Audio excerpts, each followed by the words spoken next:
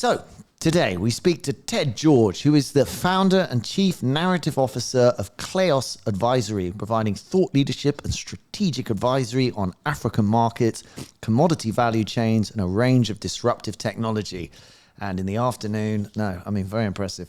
Drawing on more than 20 years of experience, Ted has a diverse range of specialities, including African and emerging markets, soft commodities, trade and trade finance, and ESG. He is also a media commentator and regularly appears as chairman, speaker, and moderator on the World Conference and webinar circuits, as they are now. Born and bred in London, woohoo! Ted has a passion for travel and foreign languages, which has taken him across Europe, Latin America, and Africa. A linguist by training, he's fluent in Spanish, French, and Portuguese as his working languages, and likes giving talks at universities and schools on his favorite subjects, the Cuban Revolution and Africa's digital transformation. His book, Stirring Up Sheffield, an insider's account of the battle to build the Crucible Theatre, which he co-wrote with his father, Colin George, is out now. We're in very good company indeed. Sorry. Ted, welcome to the podcast. Thanks very much. I tell you, after that intro, I hope I can live up to it. Fucking hell. I mean, seriously, where do we start? From Cuba to the, there's lots to discuss here. So, a good place to start. What's keeping you busy right now? Well, at the moment, I'm working on a number of different projects. One of them is actually with the Smart Africa and also with GIZ and the African Union. It's a digital economy index for Africa, and it's really looking at countries and seeing how developed are they with the digital economy. Very complex, lots of countries involved, but I'm also doing things like podcasts and webinars, and I am also working on another book as well, which is rock and roll.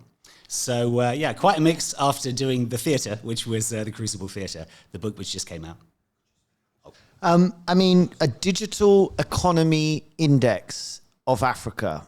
So what are the metrics of the index? Well, essentially, look, the thing is, what you're trying to do is track how is an economy developing. And the thing is, if you look at some of the indicators of the old days, you go back 20 years, everyone's like, how many fixed landlines are there? Nowadays, completely irrelevant, okay, right? So the thing is, it's all about mobile phones, how are people using them, the metrics of, and also, is the network out there, cash in, cash out? If you're living in a rural area, can you go to a local kiosk, put cash in and get mobile money? So all those sort of metrics, but also e-government. How can you get visas online? There are many African countries you can. Kenya, Cote d'Ivoire, very developed. Others, it's still forms you've got to pick up from the post office. So, it's really interesting. You measure all of that. And what we hope we can do with the index is actually say to the countries, this is where you need to focus your efforts. It might be more on use of internet. It might be more on entrepreneurship. But the idea is to try and cover it and give them good data. Because there's so much bad data out there if you're making decisions. You need to actually have some good data to work on so you can decide what to focus on when you build a digital economy. Who do you do this with? Is the index backed by someone or? Yes, so it's Smart Africa, which is part of the African Union, and they're basically a very large project essentially trying to digitalize Africa and get to a single digital market. And it's a project which is backed by GIZ, the German Development Agency, various other partners, and I'm one person in a team who are working on this. And my key thing is I'm pulling together the reports and the strategic reports. But it's very complex, but really interesting. And so far engagement from 6 countries, but we hope it could go up to 10 or even 15. How long do you think it's going to take? Well, we already have a prototype of the index. We had a fantastic workshop actually last week in Kenya with all the different countries. Tricky to travel with COVID, but it can be done. Just imagine that you're going to do an entire trip with a bag on your head. And, that's roughly what it's like. And well, I'm just saying, wearing a mask in a really hot tropical country when you're giving training for an hour, you had to. That's the COVID protocol. What do you think's held? It's sort of, Africa's got good mobile phone adoption now, doesn't it? And everyone's got a What holds Africa back? Is it the sheer logistics? Well, it's actually really simple stuff because you're right. It's a lot of countries it's over 100% penetration. So that means more SIM cards than people. Now, if you bear in mind a lot of people have multiple SIM cards, it's still though 90% of the population. It's 3 key things are holding it back. One is power to recharge your mobile phone. If you're going to have to drive for half an hour, go somewhere to recharge it, etc., you can't use it. So that's a big one. But right? why every other country has had such a demand for power? Why is the infrastructure not being built? I know that's like a dumb question, but it's probably the trillion question, maybe. Indeed, but the thing is, it's so expensive because this other thing is, if you want to connect someone to an electricity connection, you have to get the power lines out there and actually put a power line into their house. And if they actually default and you cut off the power, you've still spent all that money to put it in, and that's totally dead. So distributed power is one of the ways to go, where you get your own solar unit, which is just for the house, and they're getting better and better the whole time, and you power it yourself. So you actually build up a distributed power network. You don't need to connect them to the network. They drop in a 20-foot container that's got sort of everything in it, and a battery and a thing and a solar power and stuff like that. Well, that's on a big scale, right? So you can do that. B-Box do that. You can do a village or something like that. But no, I'm talking individual households. And the fact is, you can afford to buy this. There are multiple companies. Azuri Technologies and Copa is a big one.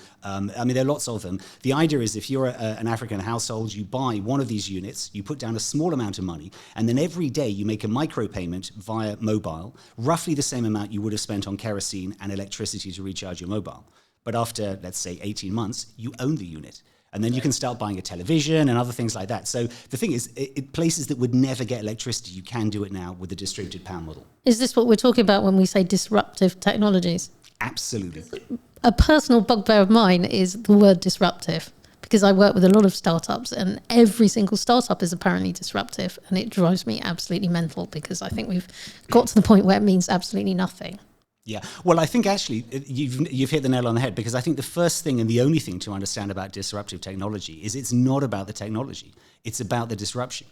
The technology is the shiny keys, it's the sexy bit. Oh, look at this, we've got satellite data, we've got drones, we've got nanotechnology. But the bottom point is it disrupting? If someone comes and says, oh, we've got this amazing new platform, and it's just like, it's even more amazing than the last one, it's no different at all, it adds no value. And there are many disruptions out there where the technology is intended to go out of date. A really interesting example is a French company which was essentially trying to get people who just had, dumb, old feature phones to be able to make mobile payments, because a lot of people hadn't upgraded at that point to smartphones.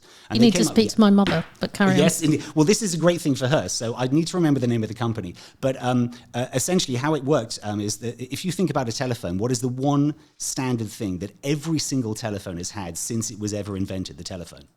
Some twat on the end of it. Indeed. And that twat is exuding sound. Okay, sound is what I was going to say. Yeah, so they all have sound. So this is how it works. Someone registers with the company, and then when you go to buy something with a participating vendor, they have a smartphone with the app. You tell them your phone number, and they punch in the amount of money as well. That sends a message to Central HQ, who then calls the telephone of the person buying it. And when they answer, it is playing music. And encrypted in the music is the authentication. And they hold it up to the pay machine, beep, authentication done. That's and brilliant. They make a mobile payment. Well, apparently, generally, we sort of overlook, but there's loads you can do with GPRS and everything. You know, there's people who build payment systems on them and stuff, and we kind of skip past it. By the time sort of we got to there, we've moved past GPRS. We were on 3G? I don't know, 1G? Exactly. But this, I think, gets back to the point that there are a lot of existing technologies which are underused. If you take USSD, right, which is just simple encrypted text that you would send with simple 2G, that is the basis for the M-Pesa payment platform in Africa. So that's how most people transact. And the thing is, you can put anything on the back of a 2G signal with an encrypted text. So there was a company, Irafit, in Nigeria, and they had a widget. The idea is you put your credit card in, punch it in, it connects to the phone, and that sends an encrypted text and gets one back, which is the authentication, which means anyone with a mobile phone who registers could actually take credit card payments. So where are people charging their mobile phones at the moment? Well, I'm walking 20 miles to charge my mobile. Sure, it might be your neighbor. It might be, yes. I mean, sometimes, particularly if you live in quite a remote area or like on one of the farms, you might get on a motorbike, go 20 miles into the village, and then you wait for 3 hours while it is recharging. If you have that at your home, of course, you can not only recharge your own phones, you can charge your neighbors to recharge theirs. Right. And it's an everyone gains thing, because this whole thing about as soon as then you got the charged phone, that means you could basically do your payments by mobile. So you don't have to go into the bank, which could be half a day, right? And all that stuff can be spent. So it's just things that we take for granted. It was assumed that these remote places could never have them. You can. It's just you've got to put the technology together in the right way. And maybe that gets back to your point about disruptive technology. When I say it's not about the tech, it's not even about new tech. It's about taking tech and putting it together in a different way.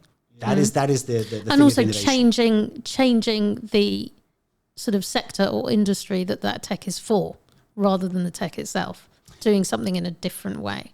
Completely. And so it's got to be better. And that's one of the problems with cryptos and blockchain, because they're always saying this is going to be something that we're going to use. But existing payment systems are actually very good. So there's got to be a much more compelling reason than just like, I can do it and no one sees what I'm doing, because that sounds kind of criminal to me.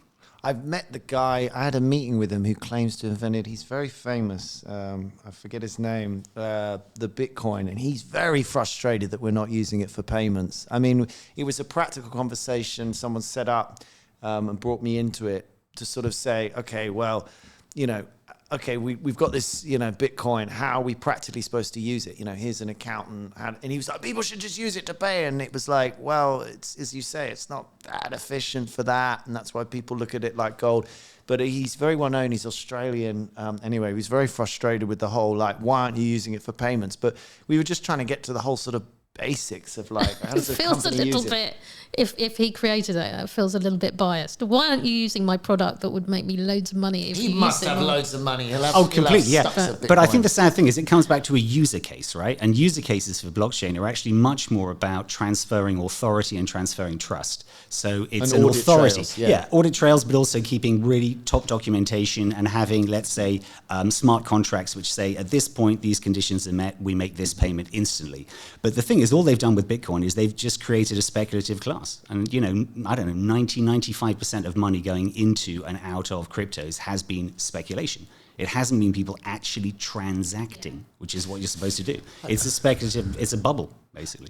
In the, I mean, you could argue money is, but I think it's a sort of black hole, that level of conversation, because it's like, you know, it's all, you know, owning lots of, I laugh the whole sort of like, yeah, it's got gold. It's like, yeah, when the revolution comes, that's going to be really useful running around the street saying, do you want a nice pair of earrings, darling? You know, we'll need water. We'll need like, you know, basics. I have to Some of us disagree will there. still need earrings. You think gold? I have to disagree. Hold on to your gold, right? Okay, this is the whole difference between an NFT and gold. Okay, when the apocalypse comes, they're still going to be trading gold. Your house could burn down, and 100 years later, someone could dig up the gold and use it. I'd They're much not rather going to have do that. water. You're not going to be powering the NFT apart from anything else. No, exactly. I mean, they're literally going to disappear into the ether. So no, gold always. Look, it's like cash. Cash remains king. You know. I mean, it's almost the thing, isn't it? That if we lose all the digital, you almost need a factory. I mean, the British Library does a good job of this, that it actually has a printed copy of every book. I think it's said it's given this up now. There's too many being issued since self-publishing. But getting back to Africa, I think that the thing that bugs me is it's like there's something missing in the equation. It's like ever since I've been alive, for hundreds of years now, it's been like, oh, the development of Africa. And it's like, okay, so there's a couple of things. The map gives us a false impression. Africa is enormous. When you see one of those maps where it's actually adjusted for the shape of the globe, Yeah, the Peters Africa's projection. like fucking. Instead of the Mercator. It's like 10 times the size It's of a brilliant everything. West Wing episode that if you haven't watched it, you have to watch. Well, Yeah. when they find the real map. Yeah. And then And he's like, I know you've got questions. She's like, yeah, where's New York? It's just like, it's enormous. Okay, one. Two, and this is almost maybe a wrong thing to say, but certainly if you map where productivity is and the temperature, once it gets hot, you know, really hot, then generally productivity tends to go down. So the middle of the world. I mean, these are ridiculous views, but I'm just like, what is the barrier? I mean, the other thing they say is the worst thing that ever happened was Live Aid, you know, and how our perception of Africa, even how we're talking about it now, it's almost like it's a charity thing. Oh, bless them. Let's get them a mobile phone. And it's like, there's something missing. It's like, we need like, I don't know. Can you put a finger on, you know? Absolutely. Well, I think the whole thing is exactly as you said. The narrative is all just completely wrong there. We've all been completely conditioned. Africa, about the only time it's ever on the news, it's always at a disaster or some kind of famine or a war, etc. And yeah, things like Live Aid, which were good on one level and terrible on the other, you know. So the thing is, you got to give Africans some agency. I think the thing that everyone's found when you go to Africa the first time is you're just blown away by the level of innovation and entrepreneurship going on there. And I tell you, there are mega cities out there. There are mega companies as well. What's you know, cutting edge? Where's the place to go, do you think? well, I mean, look, I mean, all the sort of big cities. I mean, East Africa is certainly the one which is probably the most dynamic economy. If you look at somewhere like Kenya, it is very digitalized and it's always been a major trade hub as well. But in West Africa, I mean, Nigeria is understandably, the largest market there is there. And I mean, if you know Nigerian English people, I mean, let's say Londoner Lagosians, you know, they're both from London, they're both from Lagos. You know, you can't divide the two. I mean, they're incredible entrepreneurs. It's extraordinary the stuff they're doing. And then, I mean, all across Africa, and you take Cote d'Ivoire, Senegal, I mean, there are so many other countries which are really interesting in terms of the things they're doing. So it's not so much about this way of looking at Africa, which is always that it is some kind of, victim. I mean, I just see it totally the other way around. When you go there, you realize they've sold a lot of stuff. They've solved things that we haven't even begun to solve ourselves. I mean, if you take the case of Kenya, if you look at M-Pesa, that's now been 15 years that they've been using mobile money. There are still many Americans who get out their checkbook from the Bank of Wichita, right? Okay. Yeah. And people are standing there saying, you know, I've heard people saying Africa backward. I'm like, backward? Because also it's the ingenuity of them. If you take innovation, what is that phrase? Necessity breeds innovation. Exactly, and they're so smart. But you give them an inch, and they take an absolute foot in terms of opportunity in building a business. So just take something like WhatsApp. Okay, there are many people in Africa who have tiny micro businesses. Let's say they pick up old shoes, they clean them up, and then they sell them on for like $1 more. But there's a guy I know who's in Tanzania, and the way he promotes himself is on his WhatsApp group. His photograph that day is the shoes with the price. Someone likes it, says, I want it, he pops around, he sells it. And that's a nice circle. But that's the tiniest window of opportunity. And when it comes to ingenuity, actually, I mean, I've met so many different African traders that constantly changing, fully understanding how the value chain works, seeing the opportunities.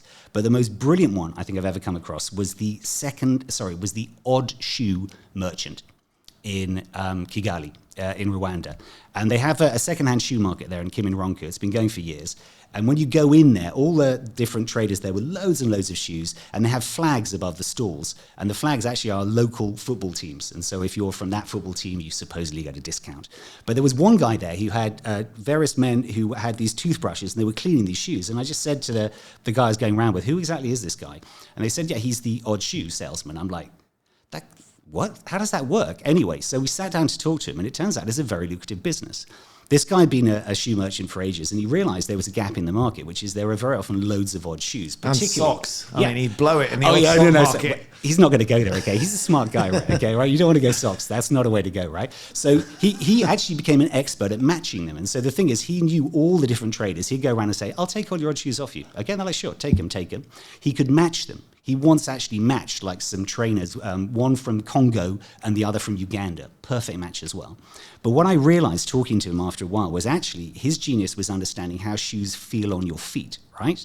Because what he was aiming for was the market of people spending $1, $1.50, right, for the shoes. So the thing is, if you're a laborer in the fields, as long as the shoes, both of them feel exactly right on your feet, you don't care if they're different colors. No. They're going to be covered in mud. I don't care. My wife might. Yeah, but I'm told it's a very lucrative business. So I'm like, entrepreneurship, making shoes out of odd shoes across Africa, and he's making a good living. I guess part of it too, they're very new countries, because frankly the country was the thing that the British people who'd grown up on an island, even though we're 3 countries, who kind of thought, you know, everyone needs a flag, the Eddie Izzard joke. It's kind of, and then we clearly drew half of Africa just before we went to lunch with a ruler, you know, and what you were splitting up there a little bit like we did in India were tribes. Now, I think a lot of people get very angry, rightly so, about what happened, but there's an interesting sort of arc of history within that, is in that tribalism is the concept that, you know, you care about your tribe and you want to fucking murder all the other tribes. So the bigger a tribe is, the better. And ultimately, you know,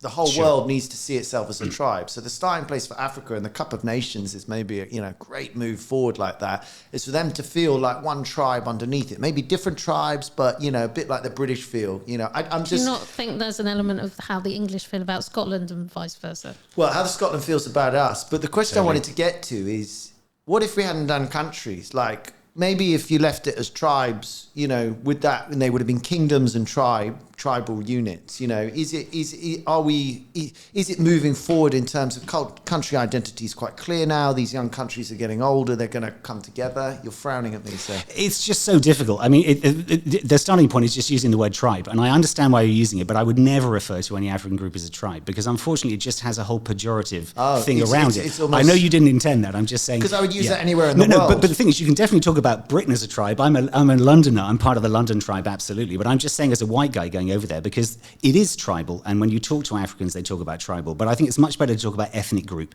We can all completely agree on that one. Because also, when you talk about ethnic group, within them, it is massively complex. If you take someone like Somalia, it is unbelievably complex, trying to disentangle all the different clans and the different groups, and then the tribes on top of that, and then the other groups around that. So the truth is, every country is a massive microcosm of dozens of different ethnic groups and identities.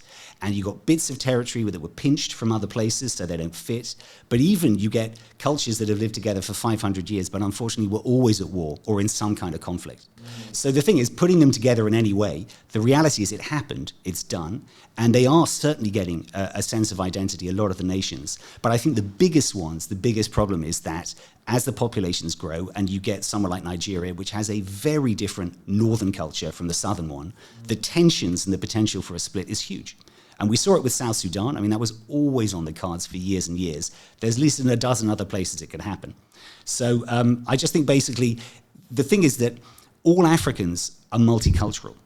So that, for me, is definitely the basis of belief that absolutely Africa can be one massive nation. All and Africans are not all countries are multicultural. All individuals are multicultural. Well, multilingual. I should say. Maybe I should say, well, multicultural, but also multilingual. And this is the other funny thing. Okay, you know, the thing about the Anglo-Saxons, they just don't realise generally how rare it is to be monolingual, right? Yeah. Because, I mean, usually if you go to, I should say mainland Europe rather than Europe, because we're all part of Europe, but mainland Europe, you'll find that nearly everyone will speak a bit of English and they might speak some of the other languages. Except them bloody Spaniards and French. But exactly, anyway, exactly, yeah, fair enough. But I'm saying if you go to Africa and also if you go to Asia, yeah. for example, they will speak multiple languages. I mean, the cab driver who took me from Eastleigh in Nairobi back to the airport when I came back, we started chatting and actually I clarified that he speaks 12 languages. Wow. Now, okay, maybe he was bullshitting me a bit, but to tell the truth, I tried him on lots of different things. He really does know all the different ones. And there were many times Africans have said to me, oh, you know, I don't speak languages like you do. And I'm like, hold on, I'm pretty sure that you speak at least 3. And then in the end, we established they speak 7, right? Wow. They're like, well, they're not European languages. And I'm like, that's the whole point. That gets back to the problem that we have with Africa when people look at it as if it doesn't have the same value. I think the thing is, within Africa, I should make the point, I've never been taken to task for colonialism. I've never had anyone get up and say, you came here, you destroyed us. No, they're getting on with it. Britain is loved in Africa. Yeah. I mean, and generally all around, to the point I often have to say, look, I'm sorry, I got to stop you there because actually it's not true what you're saying, right? But therefore, all that guilt, a lot of that we hold on ourselves. So I think the point is, rather than projecting that guilt on, it's just to recognize actually that these are incredibly vibrant and interesting cultures. And they're working out things and working out problems that we can't even imagine. So I always try and go to every African culture with as much humility as I can, because you think you know what's going on and you don't. But the really weird thing is language is one of the things that ties a country together. Germany is tied together by its language. England, you know, if we did speak Gaelic and stuff, I mean, trust is basically based on how well you understand that language. And you, I mean, we should say you speak lots of languages. You speak what, Spanish, Portuguese, and French. And English, apparently. And do you think in each of those languages you're fluent enough that you can pick up on those subtleties to define trust or humour? Absolutely, and I would say to that point, because there's no way I'd say that I'm fully fluent in Spanish or French or Portuguese, but I'm definitely fluent in English. I'm more or less sure about that one, you know? Yeah. But I mean, I have been studying Spanish and those languages for more than 30 years, so I speak Spanish a huge amount. I use French a lot in work. Portuguese less than before, but I mean, it's in there, you know. And the thing is, yes, I definitely, it's not too hard to get to a level where you can use language to build trust. And absolutely, because nearly all the places I go, the supposition is that I don't speak the foreign language because I'm English. So I get extra brownie points speaking to the French just because I'm speaking French. Speaking French is key for sure. Portuguese. If you're in, well, it depends where you are. So Francophone West Africa, absolutely French is a great lingua franca. Yeah. But of course, all the former parts of the British Empire, so Nigeria, Ghana, Kenya, Uganda, English. It's an Italian country, isn't there? No, I think the Ethiopians kicked them out. They definitely don't want the Italians, you know. Oh no, because Ethiopia is the only one that's never been taken over. Was Italy? That's where Italy invaded. It was taken for a while. Exactly. Yeah, but it certainly was never colonized. It was occupied. Dutch? Is there any other? No language? Dutch. No, I mean the Dutch. No, the Brits kicked out the Dutch before. Of course. No, Portuguese. There's Portuguese. So Angola was my specialist subject actually. How did you end up obsessed with Africa, as you clearly are. I love it. Well, funnily enough, via languages. So, the thing is, when I was in my last year at university, I was studying Spanish and Portuguese at the University of Bristol. I went to Bristol. So in the last term, or the last year at Bristol, there was a course called Lusophone Africa. And I chose it because I'm just like, wow, what is this? This sounds really exotic. And it's Portuguese-speaking Africa. And of course, the biggest of those countries is Angola. And Angola, of course, had the war which was running. It was still running at the time. And it was just one of those things I was intrigued by. And then I discovered that there'd been a Cuban intervention there. Part of the Cold War, the Cubans, and over 15 years, they sent more than 500,000 Cubans fought there. It's like their Vietnam. Jesus. And I'm just like... 500,000? 500,000. It was a huge I've never operation. heard of this. I know. So I'm Never like... heard of this. So I thought, I got to find a book about this. And it turns out there wasn't a book about this. And I thought, Anyway, so that's what I did.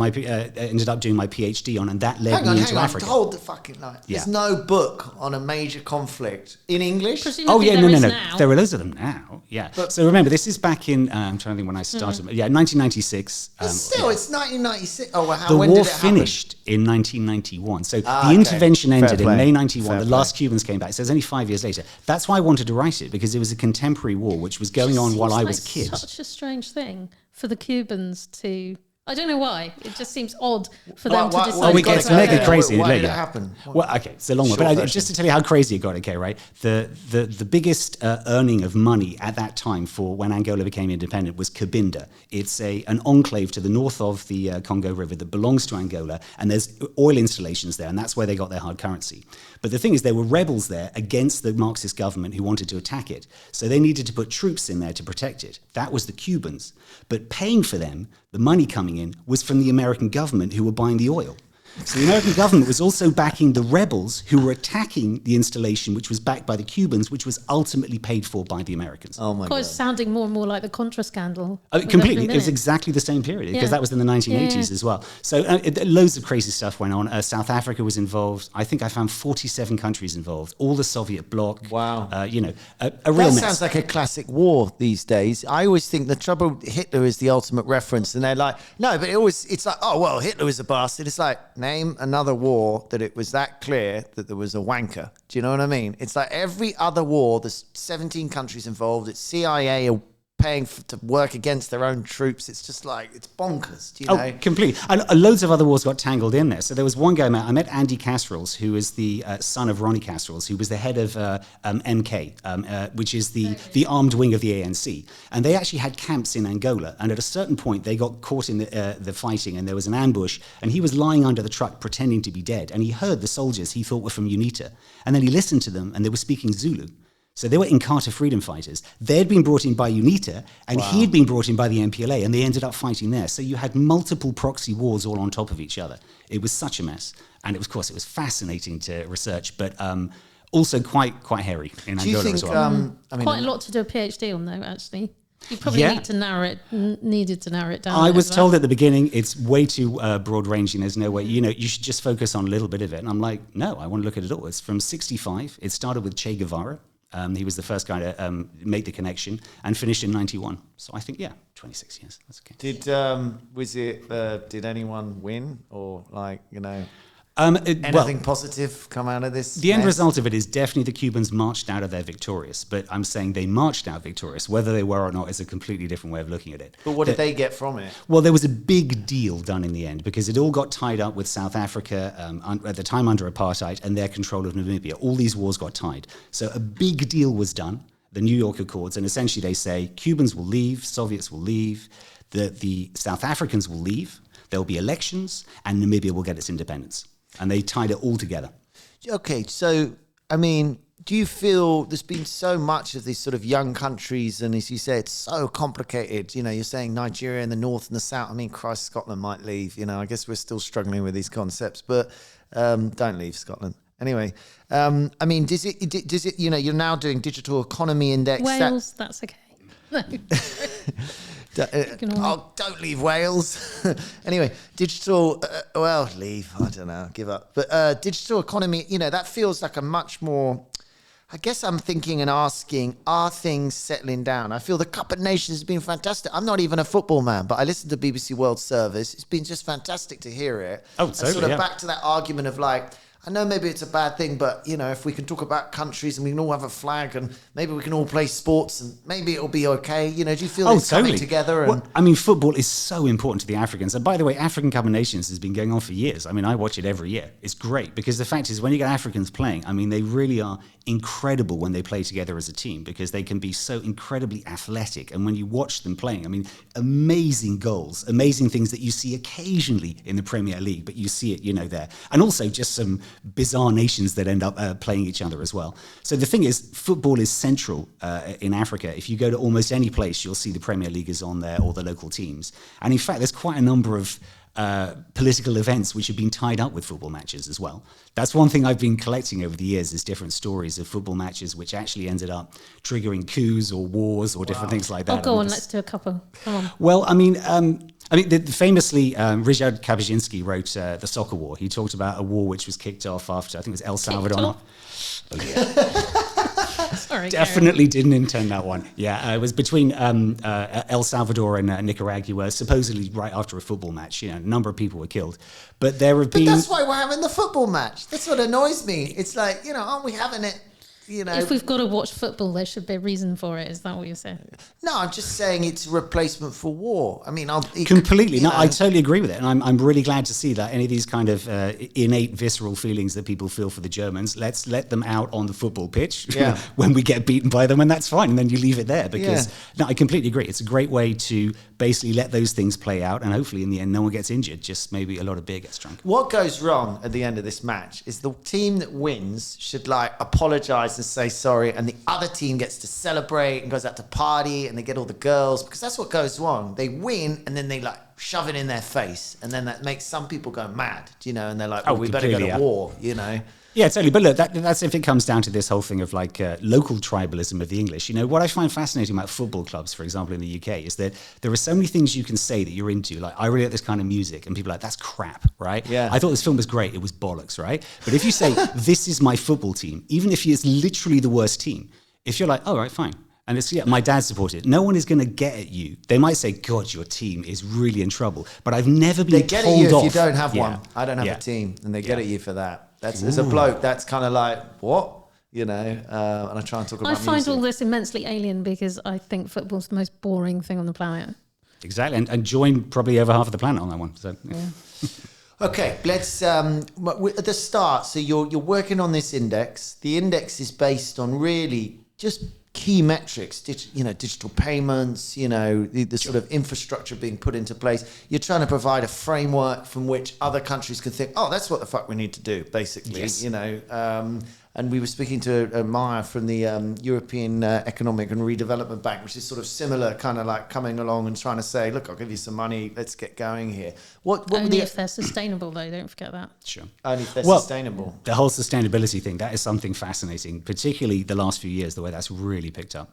It's nice to see it being picked up. How is it viewed in Africa? Are they buying everything from Amazon on China? Are they all online? Not quite yet, but I think the whole thing about sustainability is actually an area I've been really pulled into in the last few years. And it's because actually a lot of what I've done looking at trade and looking at tech as well, a lot of that comes down to traceability and being able to trace impact.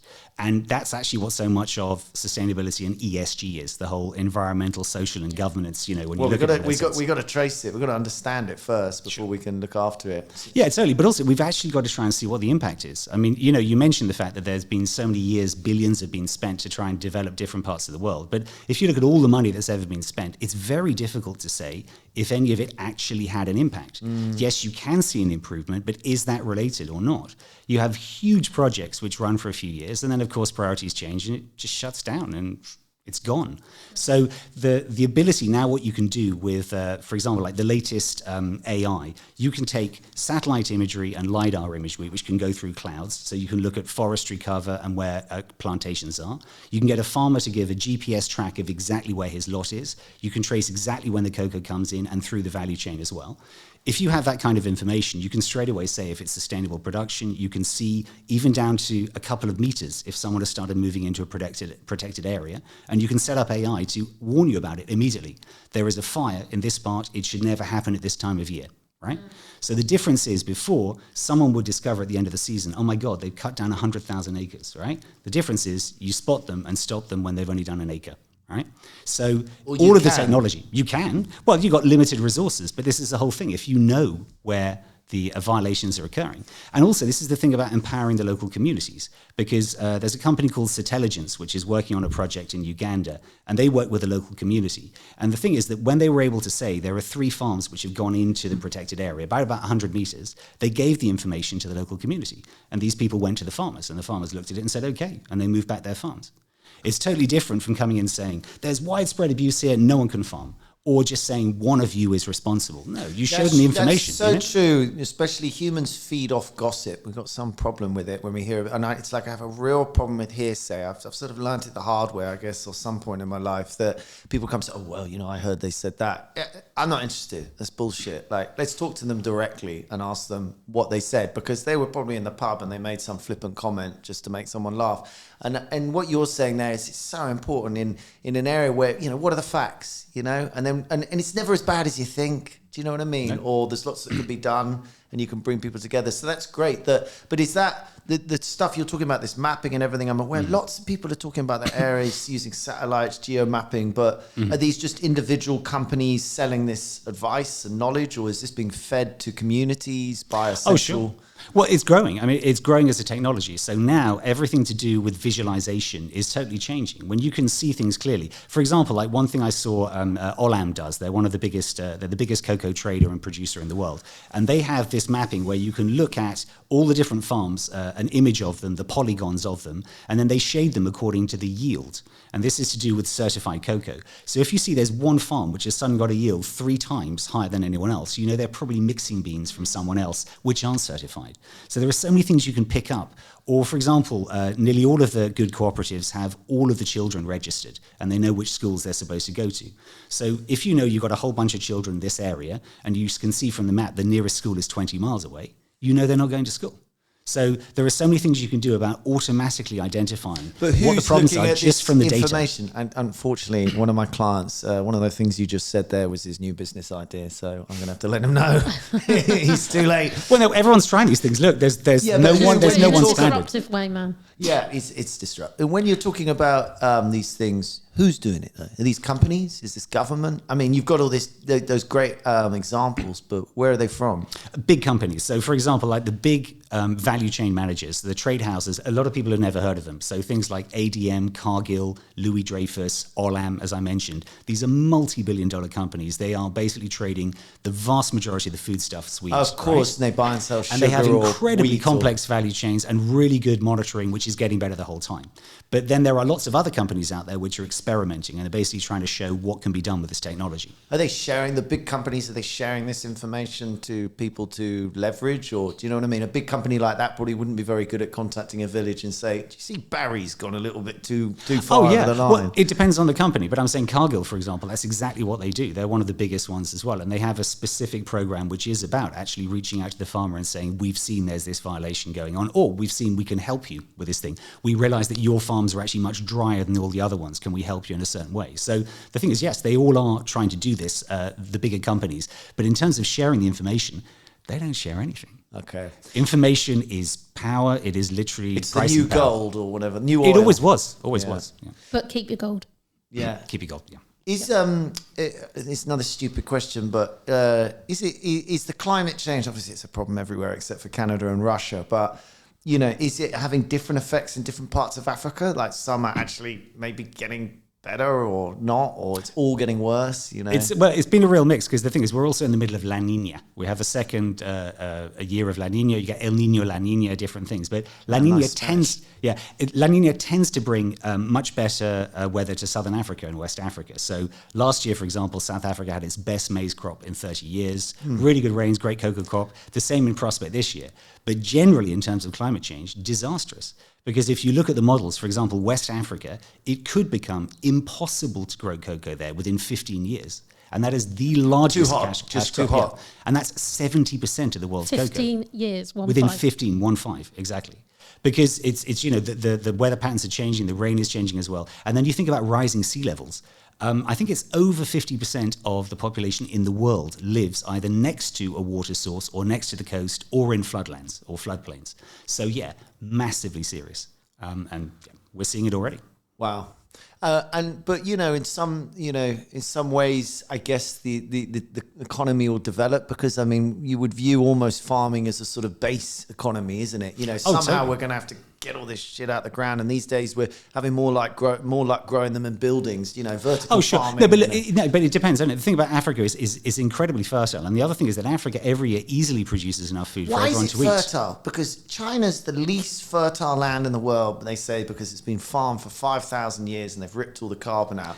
Africa's been around even more bonkers time, hasn't it? Yeah, but it hasn't been industrially farmed. This is the whole thing. Soil. It all comes down to soil. Soil is almost like a separate organism. It can take 10,000 years to get to the point where you really get it where it's fertile. But the thing is, generally also, I mean, Africa's tropical. Most of it is tropical, and certainly those regions. Stuff grows really well there. They easily grow enough food for the whole population every year. It's they can't distribute it. It's all about the marketing and the network and the infrastructure. 50% of the tomatoes rot in Nigeria, and that's the largest producer in Africa of them. And probably, I don't know, at least 50% of maize that's produced is just never reaches market.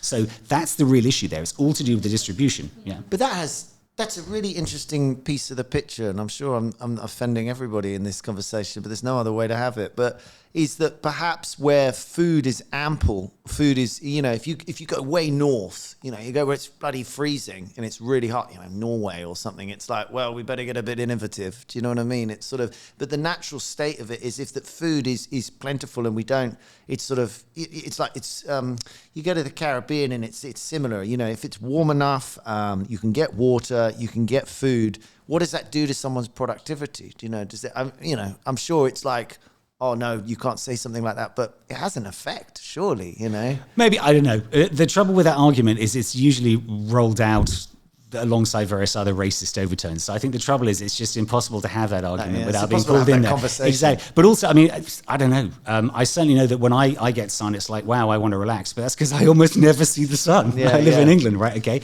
But no, okay. You want to talk about hard working? Okay. When I was working in EcoBank, they have a network of 34 countries across Africa. I went to multiple different meetings. I went to different kind of gatherings. We went from 7 a.m. to midnight every day, right? So I didn't see any slacking there. I guess I saw people wearing suits and ties. It wasn't about hard work. It's like, in simple terms, why does some, and it's, you take what happened to South Korea, it went through this awful war. Everything was fucked, and it just sort of drives. And they were compared. They were like at the end of the war, they were as poor as one of the poorest countries in Africa, and they just went like vertical. Do you know what I mean? So that's a cultural issue. It's much more to do with cultural, and that's the whole thing. I mean, when I was at the EIU, the Economist Intelligence Unit, when they did their global forecast, one of the things they had in there was what they called the Asia dummy. And what that just meant is that they just added a residual to all of the forecasts, which just bumped them up a tiny bit if it's Asia. Wow. And it's simply because they said, because it's Asia. And they couldn't actually explain it any more than to say it's just wise to do this. And you could say it's a cultural thing, it could be historical or whatever. But in the case of South Korea, anyway, I mean, the key thing there is that they had massive corruption, but they had the key thing that you need for heavy investment, which is no one was allowed to take any money out of the country. So they had to invest. Capital controls. So there was a lot of corruption. I'm talking back in the 50s, 60s. And they did the same thing as Japan, that Japan and them were very good at the banks, sort of, the major companies are so big, they like almost join with the banks and provide free capital. Do you know what I mean? But also that's very much a cultural thing. I mean, certainly if you look at the Japanese banking system and everything about the way the large companies are set up, that's very complex indeed. So, but I think the interesting thing is Japan, I think it's Japan and Italy as well, they have by far the highest level of debt anywhere in the world. Everyone is lending money to them. Yeah. But hey, they're clearly stable. Otherwise, they wouldn't be able to have built up that level of debt. There's something odd in that, though. In the equation, they're like 70% GDP to like they're as borrowed as you can get. But there's something in the equation. Maybe I'm sorry, we're much worse. UK, we're about 130% GDP debt, I'd have thought. Maybe worse, I don't know. Maybe next week they'll tell us it's 200. But Japan, you're right, it is the worst. It's like... But you say the worst. The whole point about being in debt, okay, it's all about, is it sustainable? And the fact, I mean, look at Italy as well, right? I mean, Italy has an incredibly high level of domestic debt. If you look at it, it seems really strange when you see the numbers. A lot of that has to do with how it fits into the European Union. There are other reasons for it. But the simple point is that people are prepared to continue financing that. They don't have a problem with it. That's why it's all about sustainability. It's not about the actual level of it.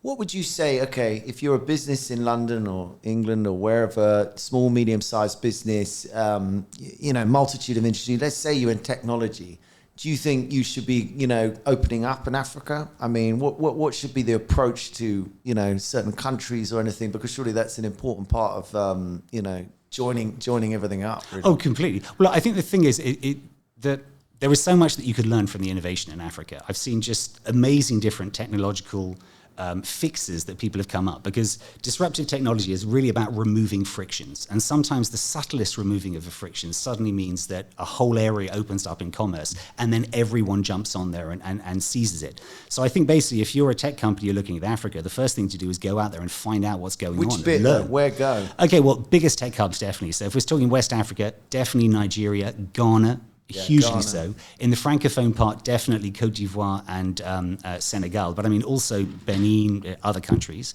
And then when you're looking to East Africa... So that was sub-Saharan Africa? No, sorry, that's West Africa.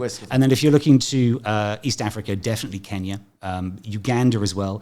And then looking Rwanda, because I mean, that's where Smart Africa is based, and they very much see themselves as leading there. And then of course, the biggest one of all, South Africa, which has been a fintech leader for decades. And Ethiopia, and where does that sit, or not for Egypt? Not for great innovation. Sorry, Egypt, of course. And I wasn't talking about North Africa. So North Africa, definitely Egypt is one of the largest fintech hubs, and particularly for Middle East and North Africa, and to a certain extent Morocco, because Moroccan banks are huge, and they're moving into West Africa in a big way. So they're also quite big on the fintech. How's the interconnecting air travel now? I mean, once COVID pisses off, it was really improving before COVID. I hope it comes back, because there's now a number of carriers which are really good. You've got Ethiopian Airlines, you've got Kenyan Airlines. They fly they're loads. zigzagging much, because South America's always got that problem that it's like, oh, I just want to go over there. Oh, well, you've got to fly all the way over there. And exactly. Like, yeah, totally. So no, there's loads of things, and also you can do connections via Dubai if you want to. There's a lot of airlines opening up, but particularly Kenya Airlines, Ethiopian Airlines. They are huge in terms of the network. What would you give them? What would you be your big advice to them about going there and trying to do business?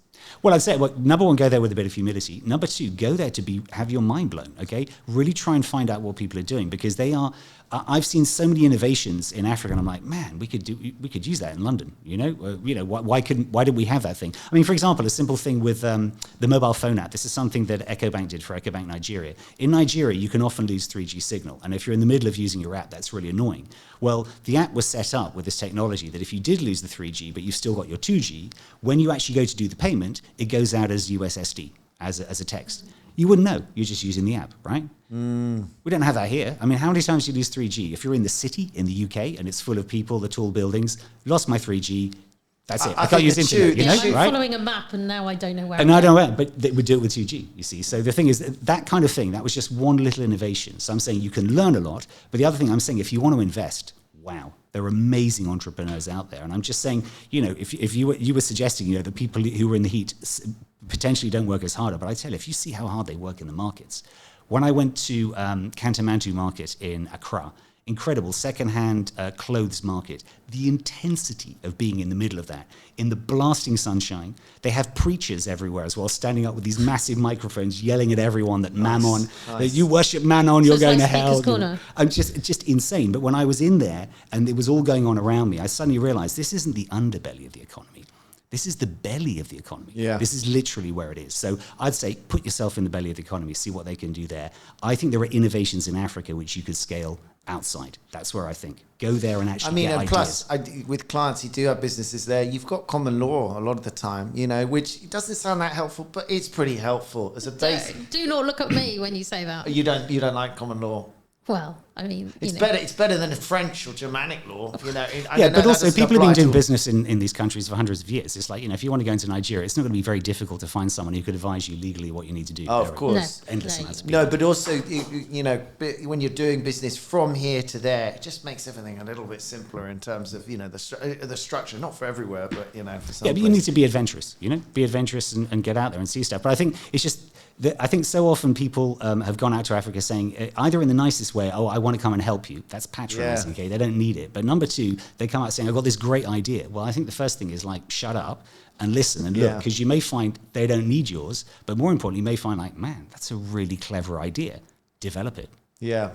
So let's wind the clock right back to newly minted Ted coming out as a doctor for the first time after your PhD, or maybe even before that. What was your first job?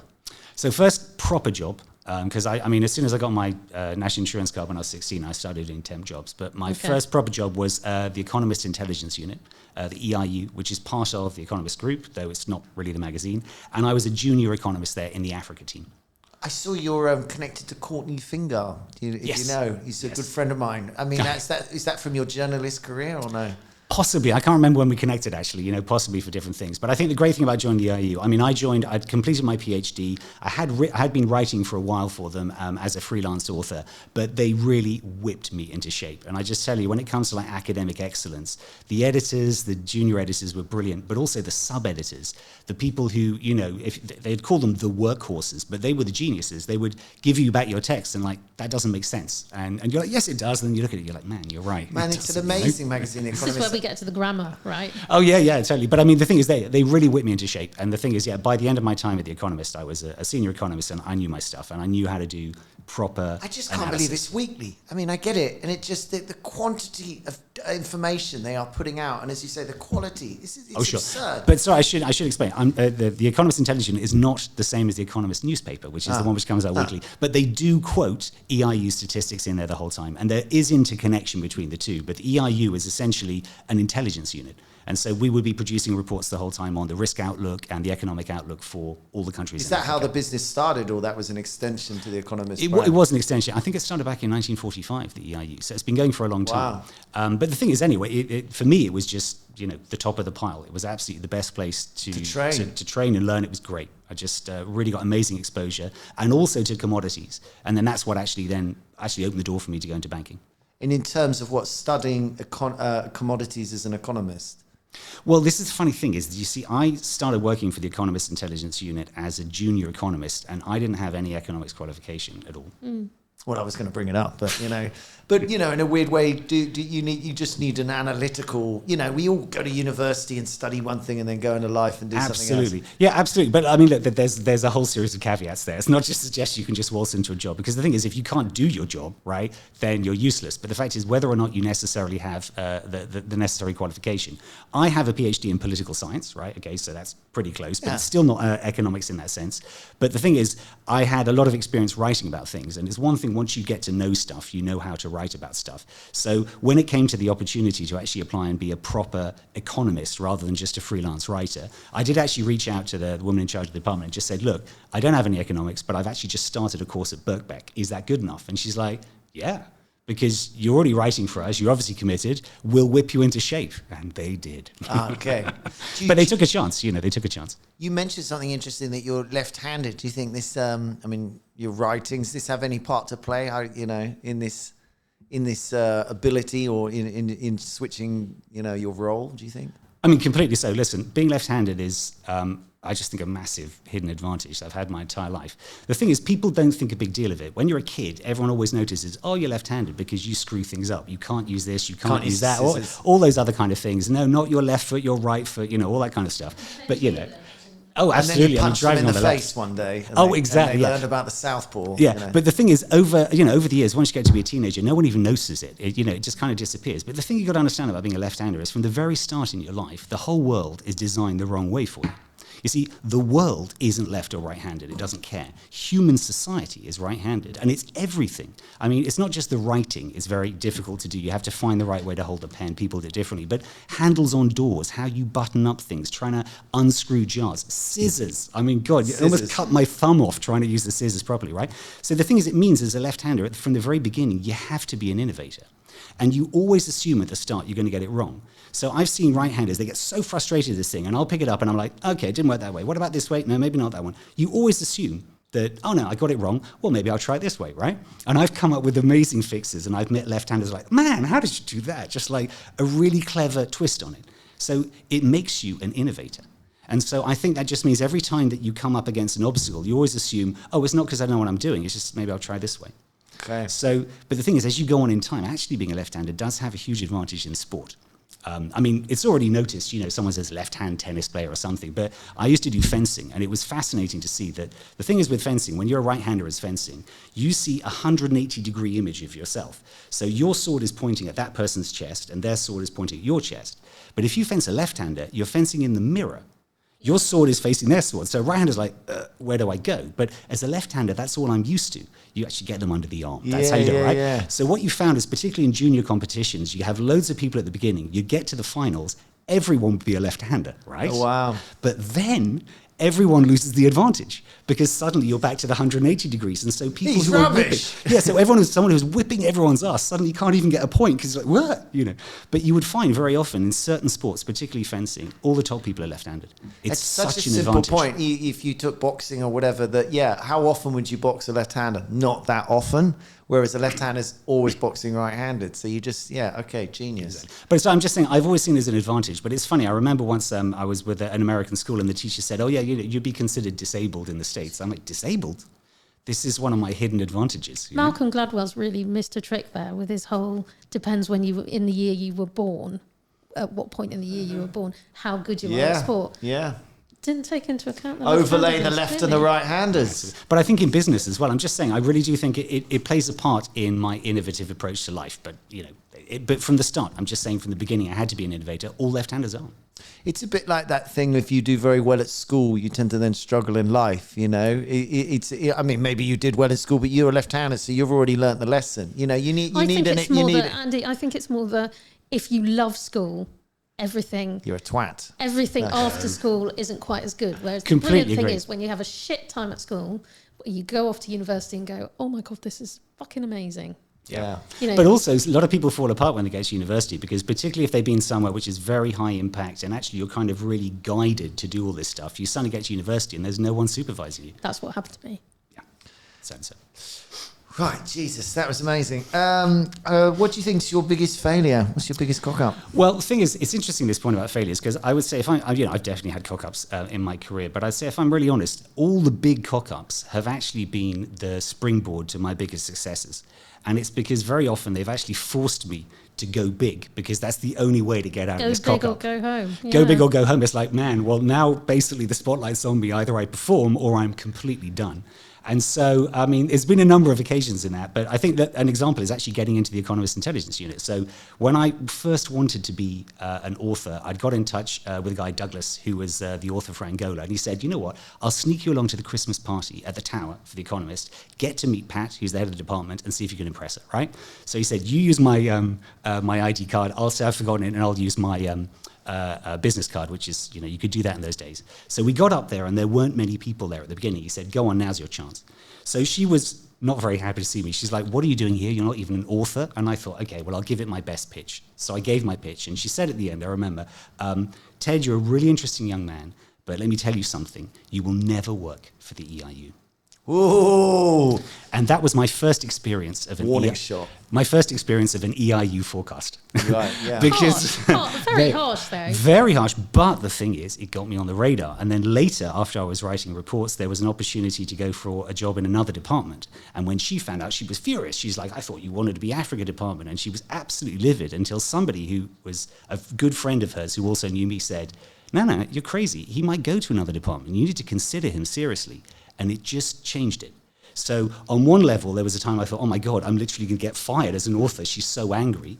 2 months later, when the opportunity came up, she now saw me as a candidate. So I think the point is that was a cock-up, but at the same time, it really paid off.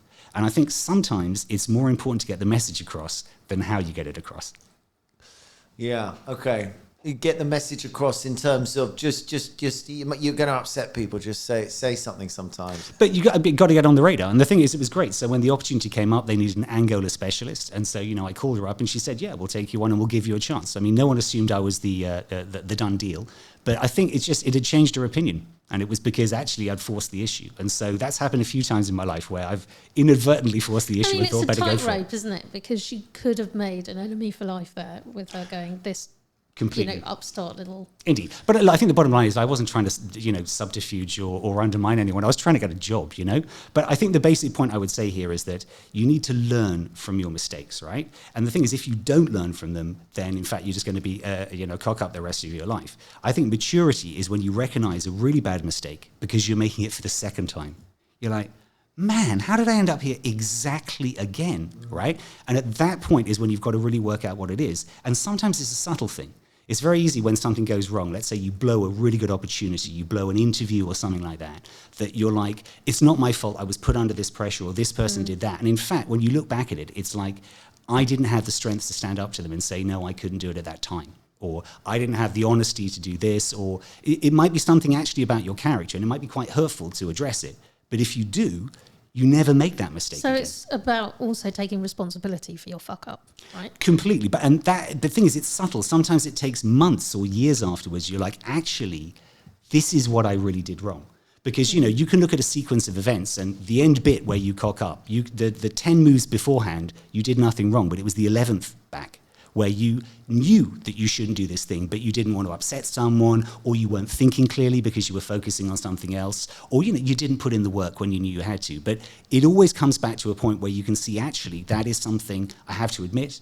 And the thing is, if you address it, hopefully you don't make the mistakes again. And so as you go through life, it's not so much being a success, it's just a lot less cock-ups. Yeah, I mean, there's a level to which a leopard doesn't change its spots. So some piece of you, maybe you rush or something. There's a fault, but it's certainly true. Yeah, to have the perspective and look back, that is maturity. Is sort of getting to a point that you can have some control over that piece of you. Like a friend taught me. If I tend to babble if I get nervous, so in those situations, it's like, okay, you're in a really difficult situation with someone. So you just start talking, which means you start giving up stuff and things. And it's like, you don't have to say anything, like stop trying to find something that's protective to say, But also, say nothing. sometimes these things turn out to be positive things that you think are negative because, I always think that I'm terrible at networking. And part of the reason I think that is because I go to networking events, I'm, as you say, nervous. And so I start talking absolute bollocks. Or I will just talk about, whatever, if I was in the middle of buying a flat, I'd talk about how annoying estate agents are. Or, you just talk about whatever is on your mind at that particular point. And I've always thought that makes me a fucking liability at networking events. No, it's also drinking very heavily like an alcoholic, which I do. And every time a drink goes hard. past, I'm like, because you're nervous. But I was talking to a junior at my last firm about networking. She said, "P, you're so good at it because you always have something to say and you always, you chat to people." Well, it's about making a connection again. And look, I would agree, you definitely don't want to babble, but there's absolutely nothing wrong about talking about estate agents, particularly if the other person you're talking to is also buying a house, okay? That could be a very good connection. As long as they're right? not an estate agent, that's probably the one thing just to check on. If you're a lawyer, the worst thing you can talk about at any networking event is law because it's so unbelievably boring. I would make it more general than that. I'd say at any event, the worst thing you could talk about is law. Maybe tax law. Tax law is really getting in there as well. Weirdly, tax law is a bit more fun for some reason. Come off it, man. No, look, the thing is, everything is interesting in its context completely because I've been involved in legal roundtables as well. And when you get into the nitty gritty and particularly particular areas of exposure, it is extremely interesting. It's how you couch it. But look, the thing I would say about networking, everyone does feel the same. They feel this kind of terror about it but it's because, look, it's a bit like, okay, when you were younger and you went out on a date and you went up to talk to a girl, you weren't thinking, okay, this is it. She's going to say yes now and we're going back to the house. No, this is an opening gambit to say hello, right? Okay. And exactly the same with when you meet someone at a network. The key thing is, did you exchange conversation? Did you make a good impression? So, I mean, the key thing, I think, is just try and find some kind of connection initially. But, if there's someone just giving a speech and they've got off the stage, you can't expect they're going to have a deep conversation with you. It's an initial thing. But get on the radar that way. The problem often, in my opinion, is very simple. The room's too big. If you get a big room with 200 people in it, that is terrifying. If you had a small room and you walked in, there were 8 people... Oh no, 8 people's worse. Everyone's looking. They can hear your conversation. Oh, how are you? And then you start saying something, and everyone. And you can't break into groups if there's 8 of you. You're going to have to stand in a cracks it, damn it. Exactly. And also that means, and if there's 8 of you, you can't get away from the I was thinking nutty lots guy, of 8s. Right? Your feet are pointing away. It's more like a nightclub, not like a room. Like there's areas, and it's Sorry, what kind of networking have you been doing in nightclubs? Rubbish. I thought I cracked it. I'd love to know what a conversation is. When you say networking, I just think of that room, and you go in, and then you've got to walk up to someone. It's like it is the whole.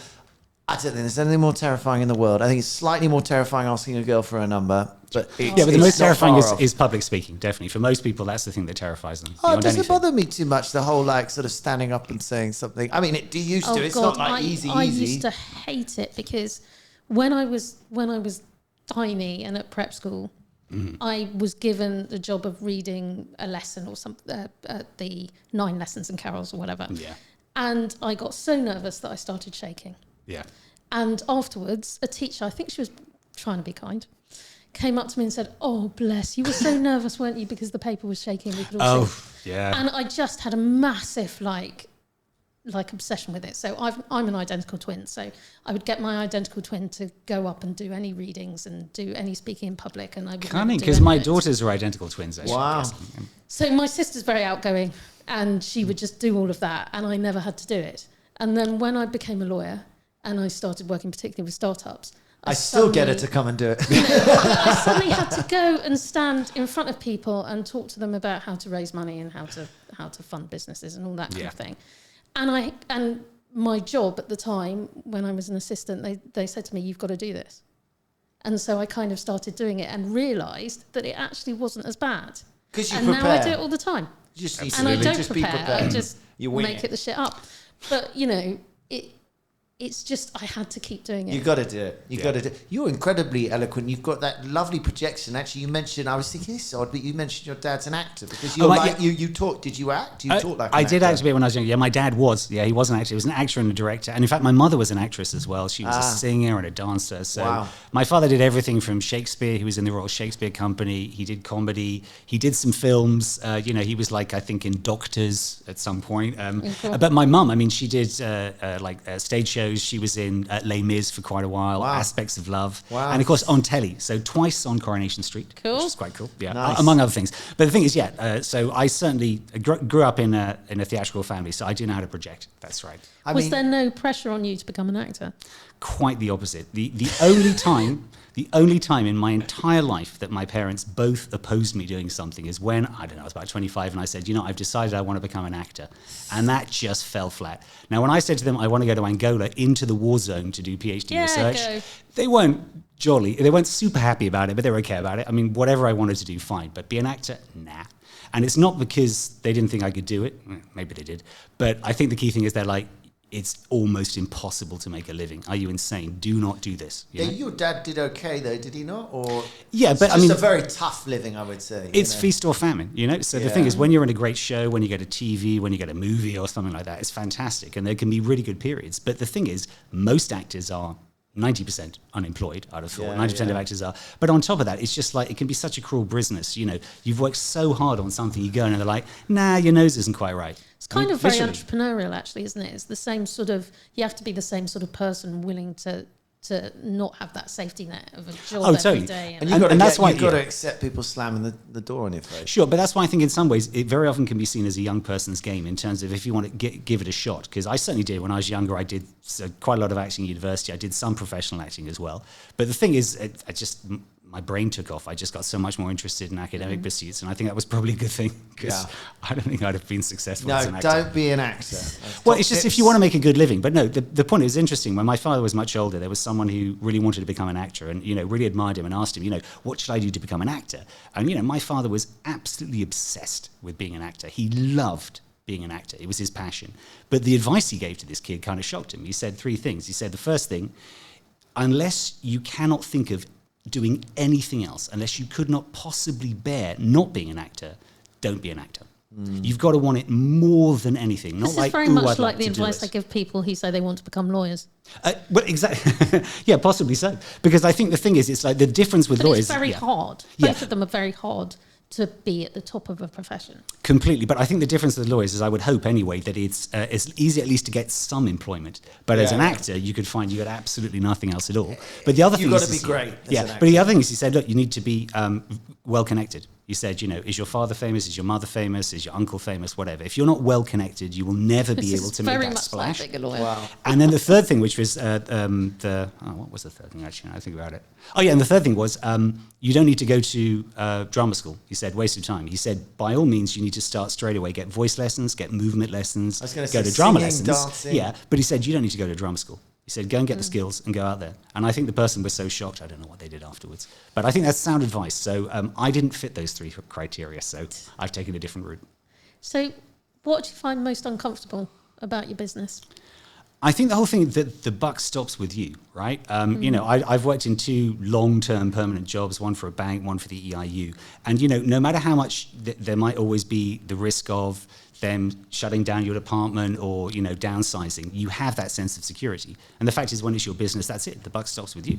So it's, it can be really sobering. I mean, there's nothing like waking up in the morning in a little financial shock. You will be wide awake. It's almost like having a health scare. It just gets you motivated.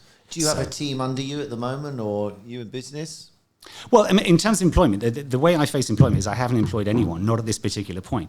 One thing I really learned from my sisters when they set up their different businesses is that basically you only need to be as big as you need to be. And particularly because of the kind of work I do, which ranges from, working on reports with different people to doing podcasts, etc. I don't need a permanent staff. I mean, I was planning to start putting them on just before COVID. I set up in October 2019, so COVID kicked in. But the thing is, I work with a whole series. You set up in October 2019 as which business? As Kleos Advisory. And as essentially, Kleos yes. Advisory. And so you're always acting independently, working for other people, is it? No, but it's different. Sometimes, so I have a number of collaborators who I collaborate with. I have some economists, I have some researchers as well. Sometimes I give them bits of work.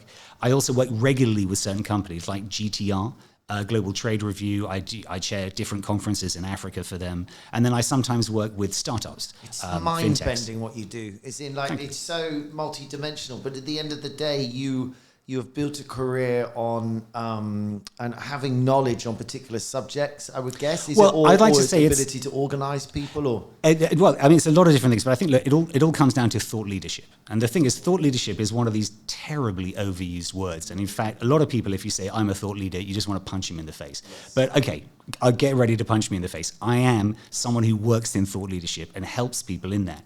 And the thing is, thought leadership is different from something like marketing or publicity. People who do that are really, really good at getting it out there, getting the impact. But it's about the message. And the thing about thought leadership is where I work with particularly startups as well. Let's say you are some kind of fintech or some kind of disruptive company.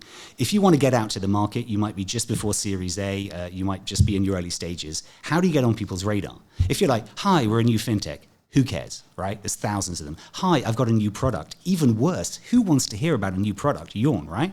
It's different if you say, hi, there is this big problem out there and we are part of the solution. And this is the kind of technology we use. And this is how we use it. And you try and position yourself as part of thought leadership. So it means if you're doing something like a podcast or an event, it's not just that you're banging on your product. Of course, you're going to do a bit of that. But there's a relevance. You're talking about a problem that needs to be solved. Yeah, so people are going to learn something. In other words, they're going to come to the webinar not just to get a pitch. They're going to actually hear and understand. And what you try and demonstrate is how you're part of this kind of ecosystem. So that's not easy to do, right? That's not the sort of thing you can do from, a search on the internet and getting in a couple of junior analysts. That is based on my 30 years of research and all the different things I've done.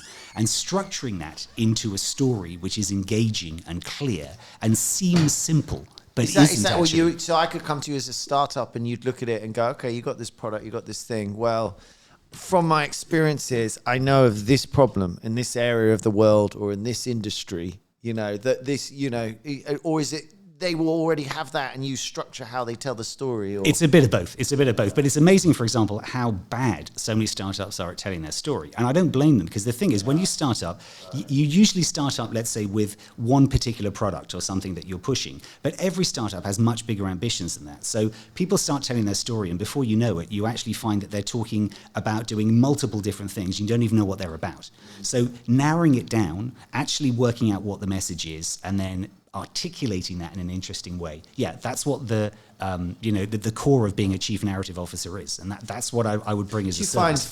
Founders, you've got to be nuts to be an entrepreneur. I'm talking about people being nuts, and generally the founder or the person, they generally do have a problem they want to solve. I mean, that's generally my experience, and absolutely you draw it out of them. Much more so. But listen, there are lots of founders out there who are absolutely brilliant. Okay, they do this naturally. They obviously don't need my help. It's very much for companies which are coming out, particularly very technical ones, because I did a webinar, let's say, about 18 months ago for a company in West Africa, Manobi.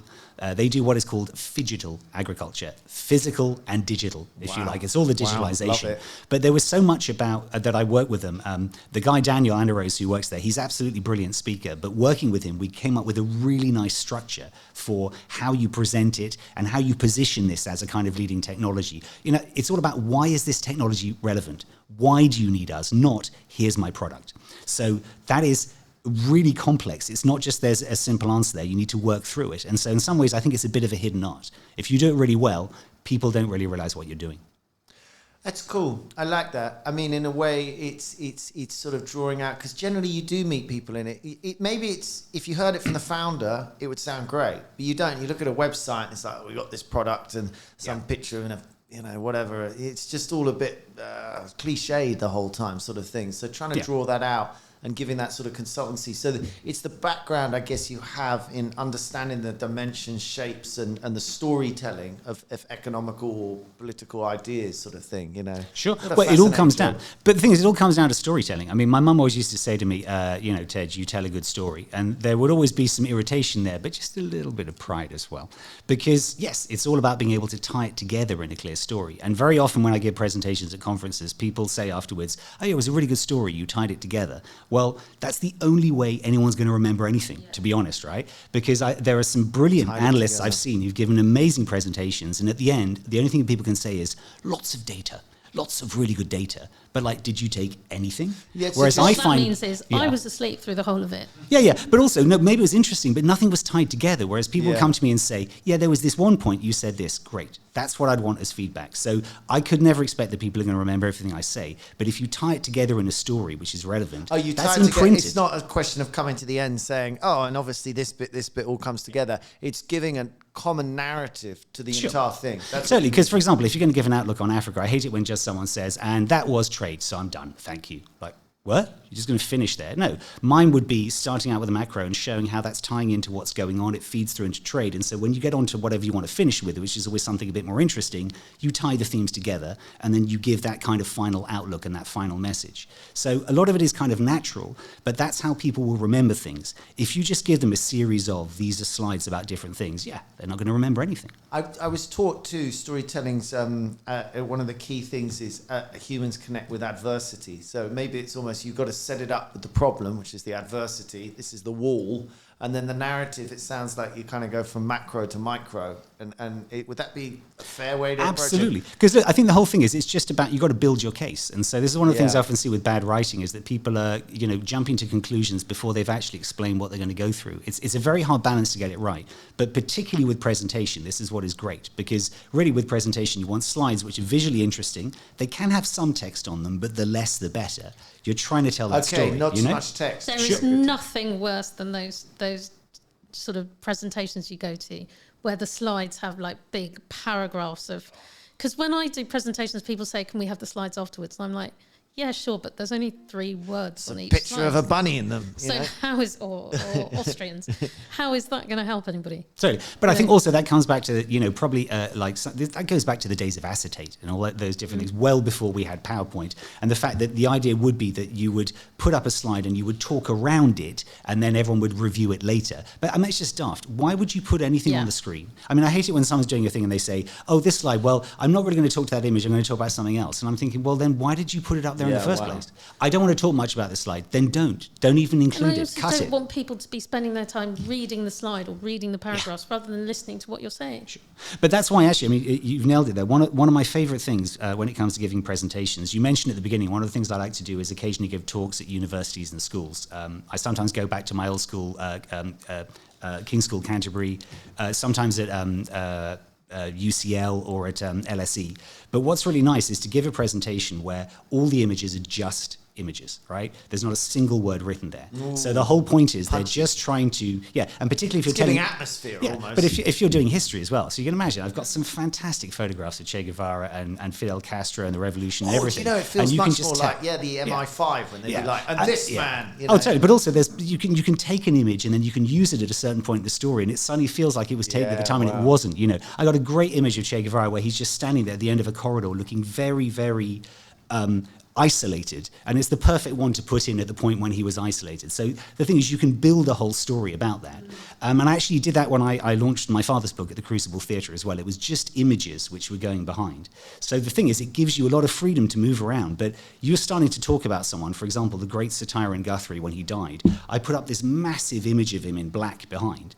And talking about it, the power of that was just phenomenal. Fantastic. And it was just him staring down and the words, Have you ever heard this phrase, knowledge is power, but PowerPoint is plain stupid, which is the fact that the American army, I think it was, worked out that they're having real problems training their recruits. And it had started to happen like when PowerPoint was invented. They basically went, well, what's fucking changed? Well, we moved to PowerPoint. Because back in the day, they would have used pictures. They would have a little projector and they'd put up, it was like the family when you used to get called around the neighbours. Well, you're much the more carousel. likely to remember a picture than you are a chunk of words. They've done quite a lot of different things. I can now sort of see a thread to them. Language, cultures, communication. There's a lot about what you talk to communication.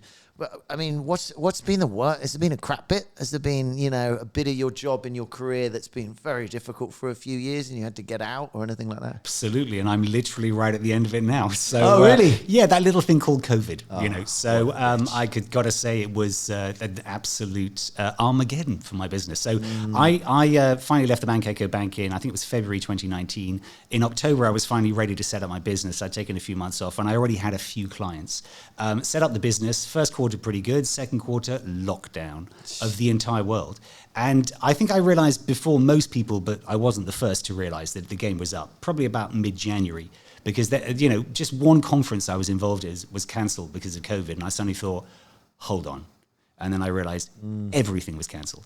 So yeah, that was terrifying, because I suddenly realized that almost my entire business had gone up in smoke. And if you're a consultant, you're the first to be shown the door. Okay, if there's a hard time. So, you're going to call anyone saying, hi, is there any work? They're like, we don't know if we're going to be in business in a week's time. You know? So that was, terrifying moment. Fancy some thought leadership? It's like...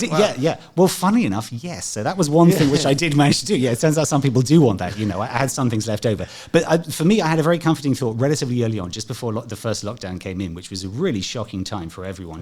People really didn't know how to deal with it. But it was just, I was sitting, just looking through the phone, and it was like, the government is offering special support to these people and to the aviation and to entertainment and to small, not even small businesses. And I'm thinking, when am I going to get any support? And then I suddenly thought... Sorry. Yeah, well, I was a small business. No, they weren't giving small business. It was like, if you're self-employed or whatever. And I'm thinking, like, when am I going to get any help? And then I suddenly thought, hold on, everyone is screwed. And then I thought through everyone I knew, even really rich people, they're really worried about their investments. And then this person worried about their job. And I suddenly thought, if everyone's screwed, no one's screwed. And by that I mean, it's not that we're not screwed, we are, okay, maybe generations later. But I realized in that moment, no one was going to evict me. My children weren't going to starve. They weren't going to cut off my electricity or take away my phone, right? We're under lockdown, right? I'm going to survive this one. There was an infinite margin for negotiation. And so I sat down, I looked at my budget, I looked at the really big payments I had, and there were a couple of companies, I called them up, and I just said, essentially, I want to pay half for the next 6 months, and then I want to, whatever. Yeah, so basically, I just discussed with them, but the thing is, they said yes. And I said, I will repay the additional amount at a later point. But what was interesting is one of them actually said to me, God, thanks for calling up and actually setting this up rather than just hiding, and not doing it. But the point is, it meant I actually had some visibility for 6 months. And then try to rebuild the business. But I'm saying that I think that's the real thing about when you respond to adversity. Every time I've hit adversity, I've been through 4 big recessions. When I left school, early 90s, there was the dot-com bubble burst. There was 2008, and then all these different ones. Each time it happens, a real crisis, I must say, I've always thought the same thing, which is, I'm not going to get out of this one. Han Solo in... it gets weirder, though, don't you think? I mean, if you look at the recessions... Han Solo in what? Carbon no, I'm saying Han Solo in, right at the beginning of Empire Strikes Back, is like, I don't know how the hell we're going to get out of this one. He says to Chewie, he's just like, okay, I might have nixed everything beforehand, and like, totally no problem, but this time... this is it. I don't know how we're going to get out of this one. But the thing is, for me, and that was Harrison Ford. So I thought back to Harrison Ford there. Because I'm the main character. Yeah, he was always a great inspiration. Though more Luke Skywalker actually. But oh Jesus Christ! Oh yeah, no, I was controversial. That is extremely controversial. Namby but I should make a point there, because I was never such a fan of Han Solo. But I mean, Indiana Jones was a major influence on my life. I mean, he still remains one of my great heroes. Absolutely. Who would win, Han Solo or Indiana Jones in a hand-to-hand? Han Solo. I just say, both guys, I love you. Don't fight. Don't fight. Can I have dinner with both of you? And he'd say, I know, because you're weird. I know. Yeah. No, I mean, just to have a nice dinner, okay, please. Okay, just general with worship on that. The same person twice. No, order twice. Sure, exactly. No, but I think the thing is, when it just came up to, that COVID moment which everyone faced, I suddenly realized it was very binary. It's either this is the end of me or this has to be the making of me. So that was it. But the truth is, it's been really hard. And of all the difficult things, I'm sure all startups go through this, is just keeping the faith when it's really hard. Because, the start of 2021 was really hard. We started in the middle of lockdown, right? So I knew I had more homeschooling to come. Hooray, right? But also, all business was drying up yet again. So 1 year, you can just take about a really hard hit, a second year in a row. But there were so many different startups or other companies I spoke to at the time, and they all said to me the same thing. They just said, keep the faith, it comes back. You keep pushing out the energy there, it comes back. And I must say, it is coming back. Yeah. And it has been for the last 6 months. But I think for anyone, basically, who's in a startup, you just need to accept that those moments are going to come, that it really tests you. You're like, whatever you may have said to other people, I'm not going to be able to make this, that this isn't going to work. And then you find a way. Well said. Before that, were you employed? Yes, I mean, I was working first for the Economist Intelligence Unit, and then after that I went to EcoBank, which is a Pan-African bank. I joined the research team there, and I became head of research, and also head of their London office as well. So, because to branch out, consultancy I always think is a really tough rap. You've got to really know what you're talking about to be the person people pick up the phone to, sort of thing. So you'd sort of just made that jump with some protection. Had you saved up a bit, or? Yeah, exactly. I mean, I think the thing is that I was told after I actually left the bank that the average age for someone leaving the city and setting up their own business is 47, and I was 47. So there you are. Oh, yeah, because I'm just so average. You're a statistic. I'm so average and normal. You know what I do. Yeah, but I think the point on that one is that you can only really seriously think about being a consultant if you have a lot of experience, right? So I had like 20 years of experience, and let's say 8 in banking, and also because I was research. I'm not a banker, and that's why I flourished so much in a bank, because they wanted a different view. They didn't want a banker coming in and saying, oh, it's all about the P&L, it's all about the return on equity. They wanted someone saying, this is what's happening with the market and commodities. So I got to see all different parts of the business, and it's all about all the different connections I made. So anyone who wants to be a successful consultant, it's all about who you know. But I'm not saying who you know in the sense of, hi, can you give me a job? It's the fact that people talk about you, because they know you. And if something comes up, they say, yo, you want to have a word with Ted? And I try and be that go-to person. People often come to me with a query. I can't help them, but I'll pass them on to the right person. And that goodwill comes back. And you must have to go to Africa regularly. I mean, I could see, again, this strand that if you can see the story unfolding, I mean, you find you're applying a story maybe sometimes where it's chaos, but, you've got to go there regularly and really talk to people, I guess, and absorb what's going on. Yeah, so the thing is, even when I was at EcoBank, whenever I'd make a trip, there would always be quite a lot of meetings indoors, strategy stuff, and clients. But I would always take time to go and see the local markets. And I mean, the market's just great. You get in the thick of them. I'd always go with locals, someone from the bank who knew different people there. But there's so much I find out about how the business works and how people live by doing that. And very often I was the only white guy there the whole day. So I found that it was a huge privilege. I mean, you just really get to see, when people say, oh, it's really difficult financial inclusion. Well, you understand that if you basically hang around with a guy and you see people trying to make payments, and actually what it means, to recharge, you go with someone and you stand there while they're recharging. You actually see what happens and how the business runs. So for me, it always offered amazing insights on the reality of the economy. And I find it pretty exotic as well. The cash economy is dying out then, in that mobile phones are becoming the common way to pay? Yes and no. So look, it depends where you are. If you're in Kenya, absolutely. I think something like 60% of GDP goes through mobile phones. So everyone does that. But you go to other parts, no, not at all. I mean, cash is still king, even in the UK, okay? Cash is king. Because the thing with cash, right, okay, is you don't need a mobile signal and you don't need to plug it in, okay? You don't even need to speak the language. You pull out a $100 bill, I think everyone on the planet understands what that is and what it is that you want to buy something, right? So the thing is, cash is always going to be very fungible. It's also completely anonymous. It's always going to have a major role to play. Okay. The key here is allowing the two to coexist. And so it's all about cash in, cash out. It's what I said earlier. If you have a remote area, but they've got a local kiosk, which is the place they can go into, they give in cash, they get mobile, and later they come back with the mobile and get cash, then the two can live as one, and you'll find over time people will start using mobile more and more. But if it's difficult to get into digital and difficult to get out, they're going to stick with their cash. It's interesting you say it's anonymity, which is an important part of cash, but it's not something I think governments really want to maintain, or tax people certainly don't want to maintain. So the anonymity, I think, may be something we value, but it won't be necessarily something that will be kept. I don't know. Yeah, but I think absolutely every culture in the world understands what the anonymity of cash means, okay? And that's why so many things. There was, the first time I was taken around Eastleigh, which is the large Somali area of Nairobi. There's a huge community there as well. And as I was walking along, there was a guy went past in a wheelbarrow. And it was only at the very last minute I suddenly realized that actually there are, the wheelbarrow was full of cash, right? And when I asked the guy, he said, yeah, that's probably somewhere in the region of $500,000, which was in there. I'm like, what? And he's like, yeah, he's probably going to buy a building or something. I'm like, wow. Really? But I also said, so how can you walk with that much cash through the street and not be worried? And he said, well, do you think if that guy was robbed, the robbers would still be alive tonight? Okay. So what's the one thing in the world that you would change if you could? I think it just comes back to the biggest issue which everyone's been talking about rightly for the last few years, which is climate change, but particularly people's behavior towards climate change. Because if we talk about people's attitudes, they have changed enormously. There are still parts of the world where people are complete deniers of climate change, but even those people would say very clearly they don't want to destroy the planet and they don't want to destroy all the animals in the forest, etc. There's just disagreement over what is actually causing it. But the trouble is, it's about behavior. It's just that it's still the case. Deforestation is accelerating, and it's been accelerating during COVID. The thing is it really being covered? Greenhouse gases are continuing to shoot up. I mean, this is why Greta Thunberg gets so annoyed, but I can understand why. She's saying since she started her protest, then a year and a half later, they have increased emissions, right? Nothing is happening to change it. And if you think of the individual, I'm saying, right, like one of the easiest things, do you have green power in your household?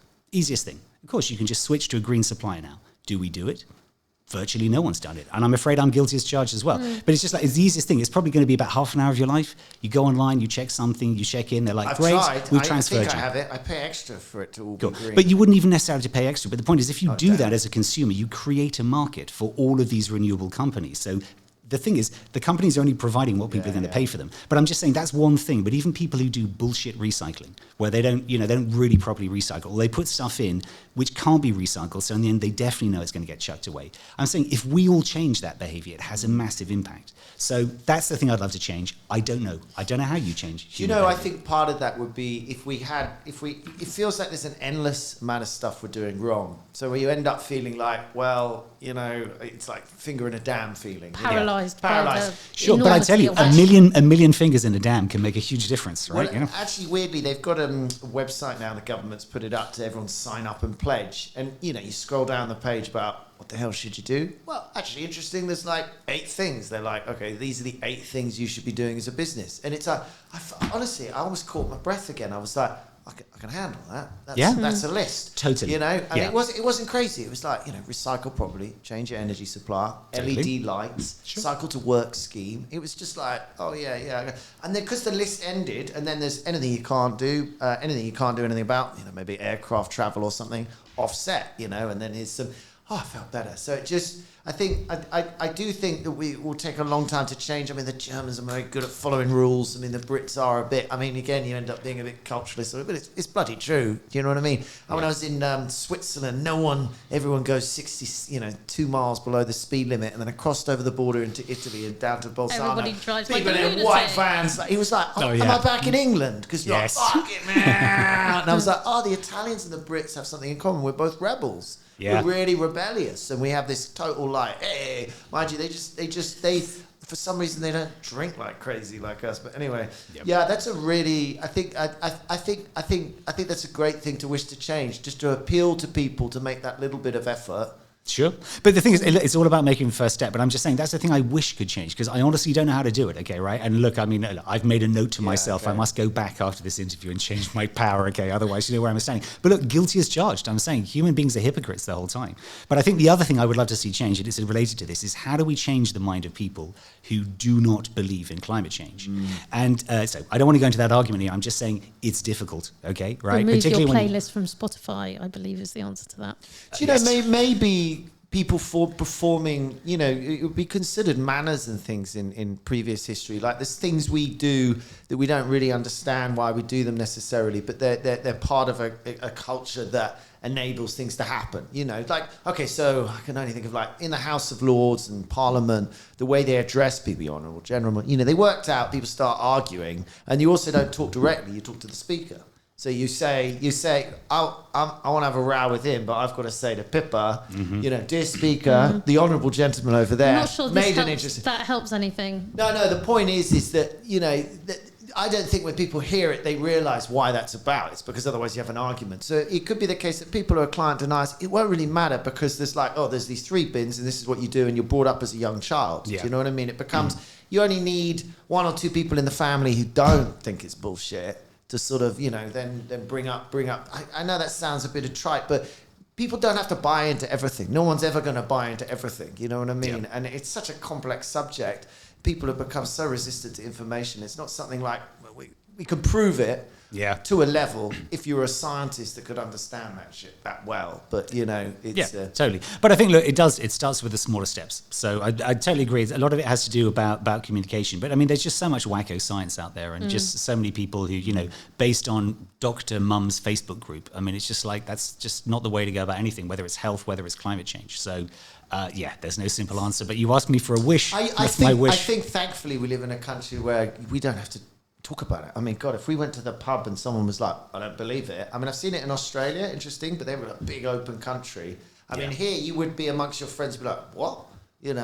So I'm sure maybe people listening are. Anyway. So, best piece of advice you've ever been given? Okay, so best piece of advice, this is an interesting one. It's something which has become a bit of a mantra for me as well, and it's just very simply, do not fear. So I first came across it. There was an amazing guy called Rui dos Santos. He runs a company called Systech, which is a technology company in Angola. And, it was amazing. Back in the 70s, he was the first one bringing in Sinclair ZX81s into the country. The first actual Angola national plan was written on a ZX81. And we all had one of those. Well, some of us did. I certainly had one. But anyway, so the incredible thing is he was telling me about how he first set up his first IT training center in 1995. And the thing is, he set it up in Wamble. So the war had been going on. In early 1995, there was what was called the 55-day war. About 1,500 people were killed or injured, huge destruction. They finally signed a peace, and at the end of the year, the UN went in, UN peacekeepers, and he went with them, and he set up an IT training center, and they were training Windows 95. And this is 1995, right? That's how cutting edge it was. And the thing is, obviously, very quickly it became an internet center where people started using a cafe before any of the other country had it. And I remember saying to him, man, that's incredibly brave. He said, well, you got to be brave. And I remember saying to him, you got to have real balls. And he's like, no, it's not about balls, not at all. This is not about bravado. He said there were risks. We had to calculate, our strategy, but you need to act, and you need to act without fear, because fear is what holds you back. And it really stayed with me. And I thought about it a lot over the years. We've talked about public speaking or different things that people are terrified of doing, and that the way you kind of undermine yourself by fear. And Will Smith says a brilliant thing in an online interview you can see. He was talking about, what is on the other side of fear. He's saying it's actually bliss. Because, he was talking about the instance where he suddenly decided he was going to skydive the next day and then worried about it endlessly right up until the moment he did it. And then he's like, why did I do that? There was nothing wrong with it, But I think when you think about what is fear, what is on the other side of fear, what is on the other side of fear is nothing. There's nothing on the other side of fear. It's entirely in your head. The amount of times you've wound yourself about this big interview you've got and it goes fine, or the presentation's okay, or, oh my God, this is going to be a disaster, and no one even mentions it. See, I agree with that, but I also think that part of the reason things go well when they do is because you've worried about them. But I would say this is it. Fear's a great motivation. I agree that. Because you work your ass off to get it right. Indeed, but the whole point is fear needs to be behind you, pushing you, right? It can't be standing in front of you. And I think one of the reasons, that people fear certain things is because, for me, what is on the other side of fear? Success. That's why I'm so terrified. Yeah. If you're going up for that really big interview, that really good opportunity, trying to close a deal, trying to win someone over, really, really essential, right? You're so worried about losing that success that it can become too much. And there are times people, they say, you didn't turn up on the day. You were there, but you were trying to get through the process so fast because you were just so terrified about it. If you turn up somewhere and say, oh, it's an intimidating building, the building doesn't know it's intimidating you. She was very intimidating. No, you were intimidated by her. She was just a bit grumpy, right? You were the 5th candidate that day. Yeah. You can project all that sort of stuff on there. And so I think this is it comes down to the fact that when you have to act and make a decision, you use a completely different part of your brain from when you're considering options. You can consider options until, for years and years. But when you say, I'm going to do this, it uses a different part of the brain and it feels different. When you say, yes, I'm going to take the job, something like that, you close the other series of doors as well. And so the point is you just have to accept that it's going to be a jolting change, but do not let fear stand in your way. Because I think the thing is that if you have a challenge, if you have an opportunity, consider your options, you consider the risks, you make your plan, and then you act without fear.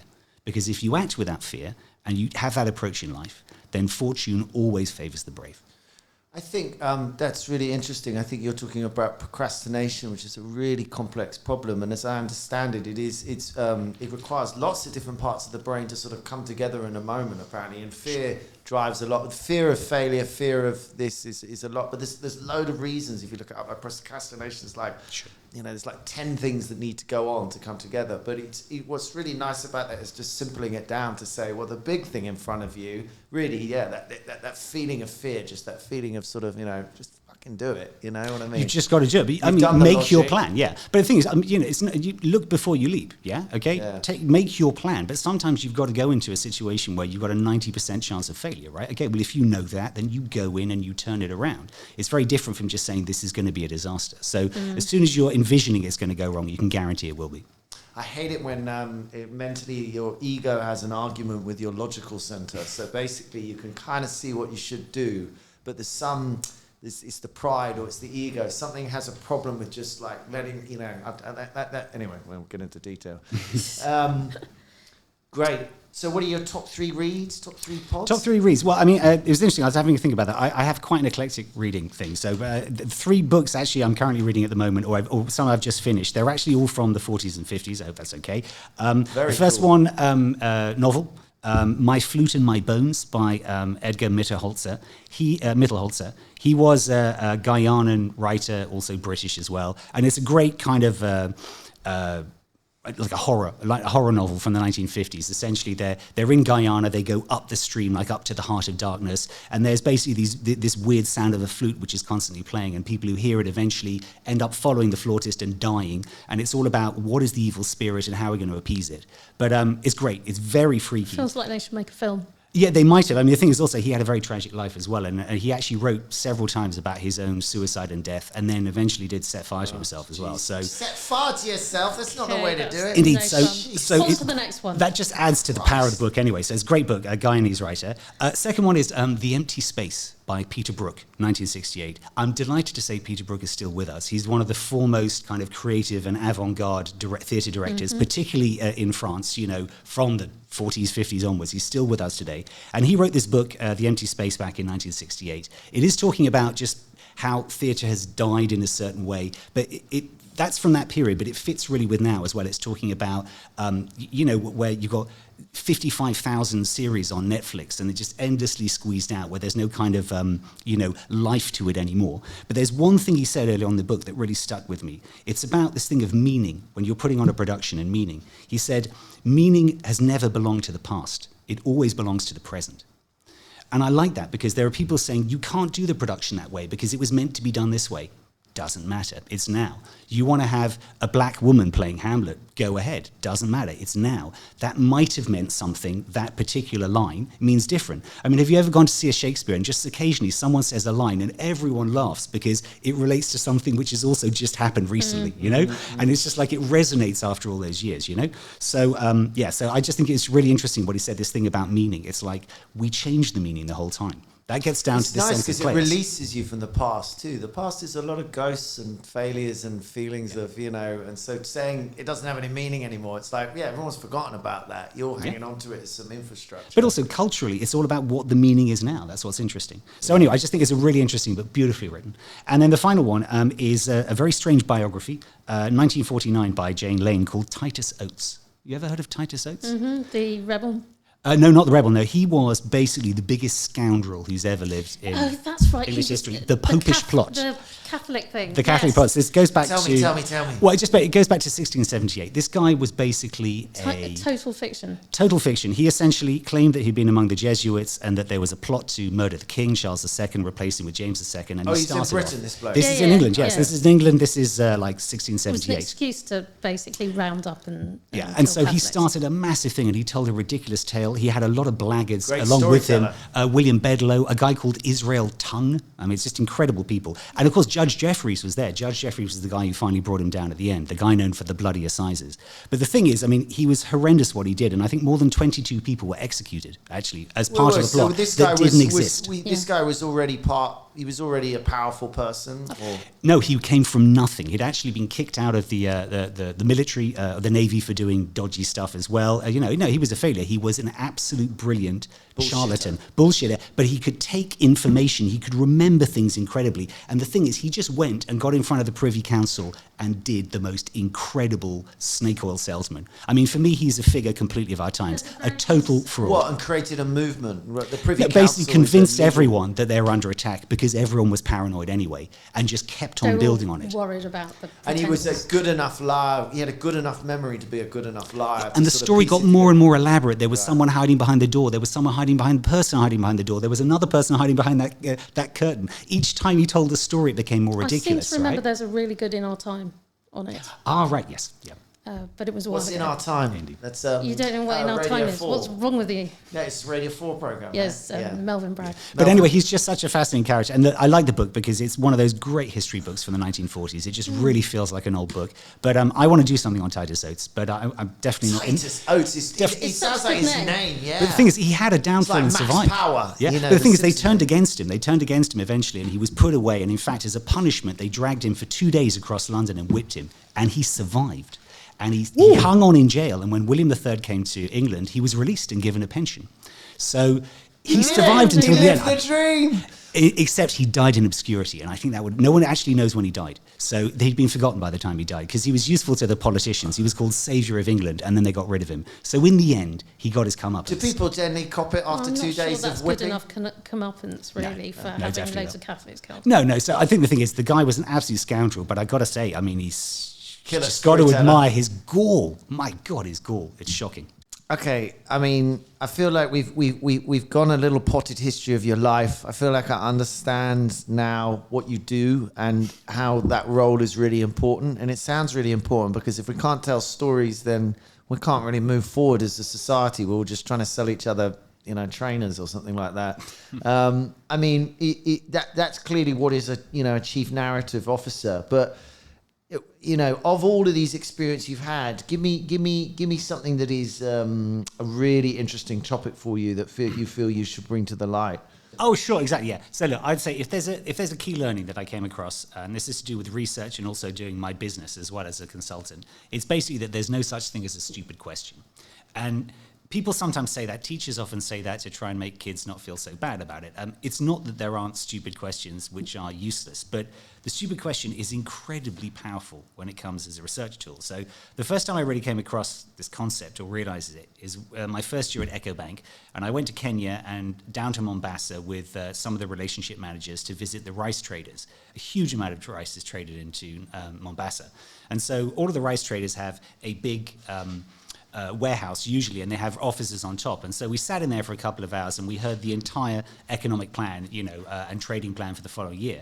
And at the end I said, can I see, please, the warehouse? I've never seen a rice warehouse before. So we went in and there were just loads of rice and loads of people coming in and out. And I remember thinking, I said to the guy, this is an awful lot of rice in here. And he's like, this is perfectly normal. And I thought, oh God, that was a really stupid question, right? But then I just thought it's an awful lot of rice. So I said to him, I thought, okay, so I said a stupid question here, but I said, how much rice is in each bag? It's like 60 kilograms. I'm like, how many kilograms are there on a pallet? Or how many bags on a pallet? It's like 50. And I did a quick calculation. I looked around. I said, so there's about 8,000 tons here. And he's like, actually 9,000 tons. I'm like, right. I said, didn't you just say in the meeting that you do 4,500 tons a month? He's like, yeah. I'm like, so he's like, we think that the government is going to change the import regime and actually increase the tax on rice, so we're just getting more rice in. And I said, so you're speculating? He's like, no, I'm just ensuring that our clients have enough rice, etc. So the next guy we went to was another rice trader. We had the long meeting, and as I asked if I could see the warehouse, as we went in, it was stacked high with rice. There was rice all over the floor. And I said to the guy, you think they're going to change the tax import regime? And he's like, how do you know that? So I thought, right. So when I got back to the bank, I said to the guys in credit, I said, look, these two traders, looks like they're speculating. And they said, that's really interesting, because both of them came to us actually in the last week, and they want to buy another 4,500 tons of rice. And I'm like, well, you can't do it. They're speculating. But it's interesting how the bank responded, because the view of a lot of banks, or most banks, is they don't particularly care what business their client does as long as it's legal. And if you are a trader, everything is speculation. I was going to say, speculating illegal? It is, yeah. No, Is it's it? not, no. But the thing is, the bank says you can speculate, but not with our money, right? Okay. We will lend you money to buy rice to sell, but if you want to buy rice and see if you can play the market, that's your thing. So they said to both of the traders, they said, yes, we will give you money for 4,500 tons, but sell 4,500 tons first, because you both have 9,000 tons. So one of the guys said yes. The other said, nah, thanks, and went off to another bank. The thing is, at the end of the year, they didn't change the rice import regime. And by that point, the word had got out. Everyone had imported rice, and suddenly there was a glut of rice. And the thing is, most of this financing people have is 90 days, 180 days. They couldn't sit on the rice for a year until the price went up. So one of the guys went bust. The guy who came to us, we refinanced. But the thing is, it just made me realize the bottom line is there's no such thing as a stupid question, right? Yeah. I just asked a question about, there's an awful lot of rice in here, to which I got shot down. And the fact is, actually, that led to the key discovery, which is actually there was speculation going there as well. They didn't say anything to us in 2 hours, but with that particular thing. So that is one of the things about the stupid question, but it's also a very effective research tactic. So when I was researching the Cuban intervention in Angola for my PhD, one of the issues I wanted to establish was about whether the Cubans used napalm or not. And you can imagine it was a war which took place in the 70s and 80s, same sort of thing as Vietnam, Afghanistan. They probably had napalm, but Cuba had always denied it. And then I finally, when I was in Havana, I got in touch with someone who had been on a ship which was bringing military supplies across to Angola from Cuba. So I got an interview with him. And before I did, a Cuban friend of mine said, let me give you a little bit of advice.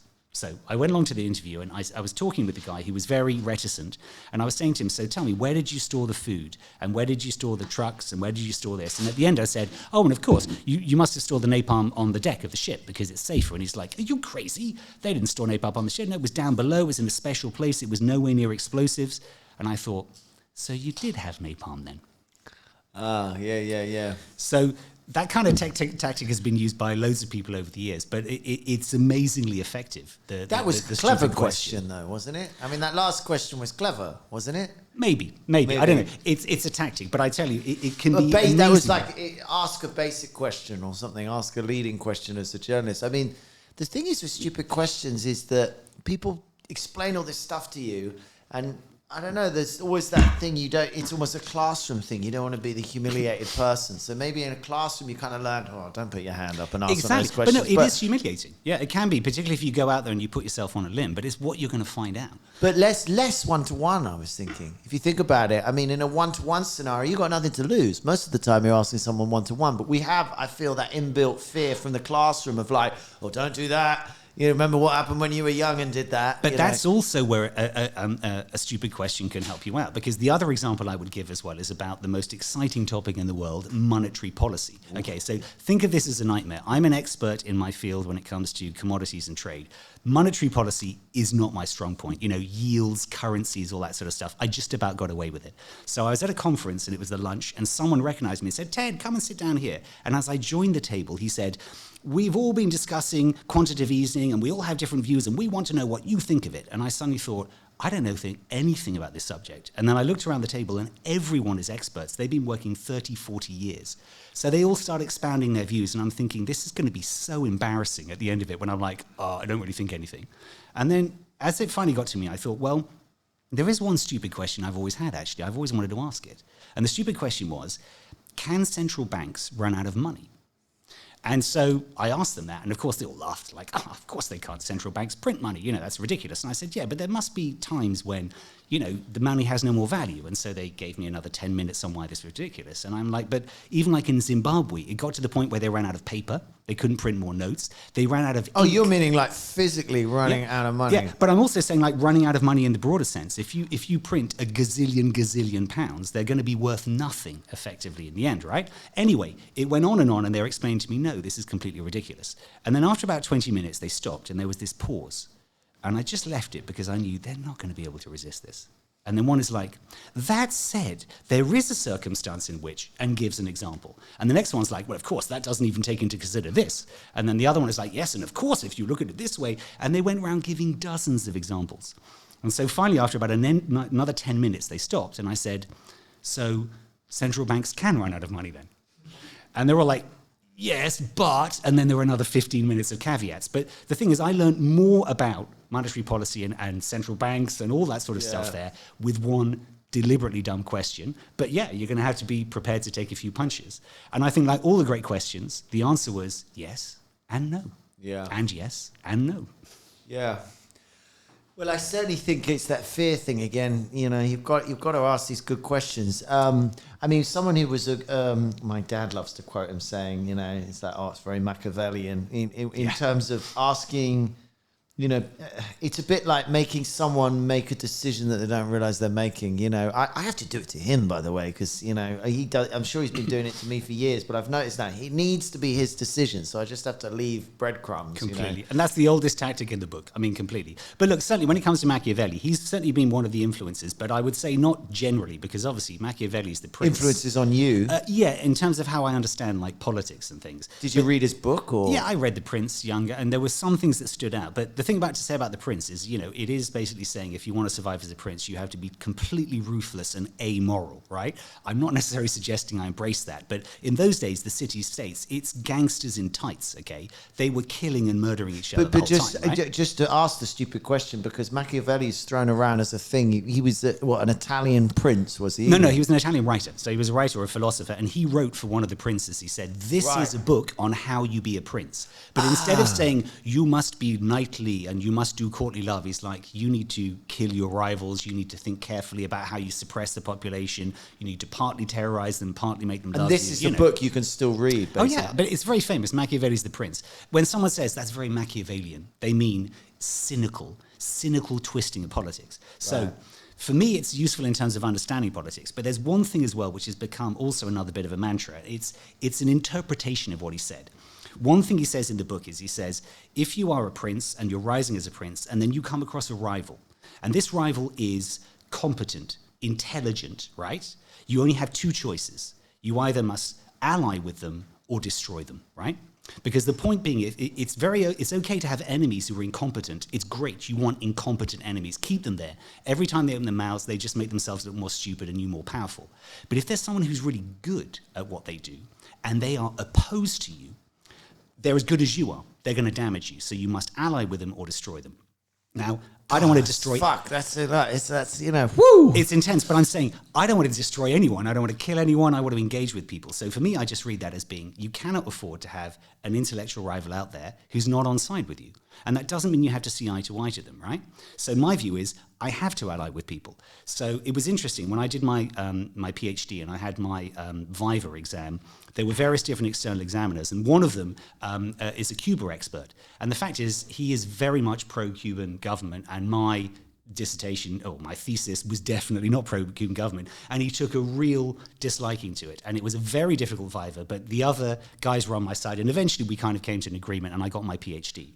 But the point is, I remember thinking, I never want to see anything of that guy again. We were so opposed in terms of our views. But the thing is, the guy's brilliant. He's one of the leading people in Cuban studies. And so about 2 years later, there was an opportunity to actually to put in an application to do a study on a period of the Cuban Revolution. And they'd said to me, if you want to do it, you've got to find a supervisor. And I thought, who could it be? And I'm like, it's this guy. He's literally the best guy in Britain to do it. And I know him. And I'm like, and I thought, what would Machiavelli say, right? So I wrote to him and I just said, hi, you obviously know me from Viva. I want to do this thing. And I remember writing in the email, I know we don't see eye to eye politically, but I'd like to see if we could do something. 10 minutes later, he responded, delighted to hear from you. Yeah, why don't you come up? Let's talk about it. And then he wrote this line at the end. It was so interesting. He said, we don't have to see eye to eye politically. The important thing is we respect each other. So powerful, because what he was first saying is, you need to respect my view, sure, but he was saying he respected my view as well. And it was the start of a really nice connection. I have to say, if you want to work with someone, you don't have to like each other, but you have to respect each other. If you want to be friends with someone, you have to respect each other and you have to enjoy their company. Totally. But he's the classic example of someone who we could have ended up having a pathetic feud. The fact is, he has his political views, I have mine. We both greatly respect each other. And his is nuanced as well. I'm not suggesting he's massively pro-Cuban. You're making it sound highly competitive out there in the sort of, right, is it? In the thought leadership entrepreneurship world. Oh my God! Is the it battle of the brains. Kill or be killed? Is it Completely. But I'm saying the whole point is you want to know that if there's someone out there who's really well known and they say, what do you think of Ted George? He's like, oh yeah, he's great. I disagree with him, but I think he's great. And I would say vice versa, the same about them, you know. Is that, when they say, a think tank just had a thought and this thought was, we need to plant some trees, man. Is that thought leadership? No. Oh. So most think tanks are just basically mouthpieces for a particular policy, So it might be government policy, it might be they come up with a policy and they stick some people some roofs and sandwiches and say... How many times have you seen, this shocking thing that they've just said, according to this think tank, the institute is of I've never heard of you ever. Yeah. You sound kind of, what? And then you never hear of them. It's just so most think tanks are pure bollocks, but there are some which are great. I mean, take Chatham House is really amazing. But might they have to put it on our centuries list. of Think experience. tanks. That might be one of our business versus bullshit. I'm saying most think tanks, not all of them. Tanks. Not the think tanks that I. Can we put consultants on there? Definitely, yeah. But consultants of think tanks. And by the way, any think tanks out there? Yeah, I'd be happy to consult. Just not the rubbish ones, right? Don't think I'm going to be hired by any of them. Not a chance. And consultants of think tanks. That's a tri-party. I like that. Wait, how do we get there? The Italian world is always, bringing forth that sort of, historical. They were, almost a divisive culture. We're talking about, it seems to be a political game that you're playing some of the time. What are your influences in that? Oh, absolutely. I mean, look, it is all politics. It comes down to it. So I think, look, I've had multiple influences politically in my life, but I think particularly it comes down to three things. One is George Orwell, particularly a lot of the stuff he wrote, and above all, 1984 as a book, which is amazing. Have you read it? Do you know what I've read? I could count on one hand the books I've physically read, and three of them are Rats, Domain, and something else. Oh, Rats is cool. I love that. Oh, good. It's I really like that. Terrible British horror, but I have read 1984. It is one of the books on my right hand. I just think it's just a brilliant work on so many different levels. And also, I mean, I got really drawn into it the first time I read it, because I remember when I was 12 years old was 1984. I'm going to read it, but it's way too hard for a 12-year-old, or at least me as a 12-year-old. I read it again when I was in my 20s. But the thing is, what was so interesting is reading it, so much of it resonated about this is about a totalitarian society. This is how you suppress people and mess with them, destroy their identities. Because what's so terrifying about 1984 is they want to destroy thought, right? They get Winston, they can torture him to death, but they're not going to kill him until he loves Big Brother, right? And they're actually trying to destroy language. They're not going to kill him until he becomes... No, he has to love Big Brother at the end. So one of the interpretations of the book is at the end, he loves Big Brother, and 1 second later they put a bullet through his head, right? They want to conquer thought. And so one of the ways they do that is by destroying language through newspeak. They want there to be less vocabulary every year, so that by the end, the concepts won't exist anymore. People can't talk about democracy because the words don't exist anymore. I mean, it's genial. And like some of the levels in there, there's a really chilling moment in there where he's being tortured towards the end by O'Brien. And O'Brien finally says to him, look, I'm going to cut you a break. I'm going to tell you, I'm going to answer one question truthfully. Ask me anything, and I promise I will give you a truthful answer. And so he says, the one thing that's been in his mind this entire time, does Big Brother exist? And he's like, yes, of course he exists. And he's like, yeah, but does he exist like you and me? And O'Brien says, you do not exist. Yeah. So it's just, it really, really nails it, because I think about what happened to my good friend in Cuba, Octavio. When I helped him and his family get out of Cuba, which was back in, like I said, 2005, part of the visa lottery program, all of his records had been wiped, because in 1980 he'd stood up against the the protests against the Mariel boat lift, and they'd essentially wiped his academic record. He had to find, among other things, his primary school teacher. And my friend then was like in his 50s. He found some 90-year-old guy who managed to sign a piece of paper saying, yes, he got his primary education. They had wiped his identity. He did not exist. So I read that in the book, and the thing is, I read the book, and then about a year later I went to Cuba, and I saw it again and again. Basically, 1984 with palm trees, mulattoes, and Habanos cigars, but basically exactly the same. So these kind of concepts like everything's always slightly worse. When you're in the book, within the book of 1984, there's a book within the book which explains how you control society under this totalitarian state. And one thing is, things are always slightly worse than before. Well, when I first arrived in Cuba, you could get, I think it was a pound of coffee, which you got on on the libreta, which is sort of like the ration. By the end of my time there, it was half a pound of coffee. When I went back, it was half coffee, half chicory. Then it was chicory. Then it was half chicory and dust. And then God knows what it was. It's always getting worse, right? And then things like there's a scene right at the beginning of 1984 where he gets home and he has this kind of street rum, which he kind of drinks, you know? Do you think that was purposeful, though, in Cuba? I mean, that's just the degrading of the Russians running out of money, isn't it? Well, the Russian thing, that was ages ago as well. It's been Chavez, the Chavistas before that as well, you know, more recently been supporting it. But no, look, what it comes down to is this thing which is called the theory of the mice in the bag. Okay, the mice in the bag theory in Cuba. If you imagine all Cubans are basically mice and they're in a huge bag and everyone's on top of each other and you've got feet and you've got tails and snouts everywhere. You're trying to work out what the hell is going on. And gradually you start touching the things around you like, okay, there's a mouse there, there's a mouse there, there's a mouse there. And just when you think you know what you're doing, the government grabs the sack and goes chaka, chaka, chaka, and turns you upside down. They're constantly changing things the whole time. They're constantly confusing you. And so if you are, one day you've got to go to the institute of this, the next day it's the ministry of that, now it's the committee of that. They have you running around in circles. You never know what you're doing. They would publish in the newspaper today, apagón, which is a power cut at 2:00, and then they cut the power at 11. So you go out in the morning, come back to work in the afternoon, and there's no power. They just had so many different ways of doing this. And so the final thing is, like, in my mind, at the end of the book, when Winston suddenly sees himself in the mirror after everything he's been through, and it's a shock because he hasn't seen himself for years. And he's like, I'm an old man. I have no teeth. I have almost no hair. My face doesn't have shape anymore. They've done such terrible things. And there's another thing in Cuba they talk about, la teoría del calvo, the theory of the bald man. It's a way that it works in 1984 and also in revolutionary Cuba as well. That everyone builds up this fear. They're going to come, and they're going to take everything. And there's a rap on the door, and they come in, and they walk up to you, and they pull out a hair from your head. And you're like, ow. And then they go out, and you're like, okay, that's not too bad, because I've still got everything here fine. Next day they come in, oh my God, they pull out another hair. And the next day another hair. And after a while, you're like, what the hell? And then one day you look in the mirror, and you're like, oh my God, I'm bald. That's what happens. It happens at different paces. Yeah. And suddenly you're like, how did I get to this position? That I see in 1984, that I saw in Cuba. So for me, it explains so many different political movements.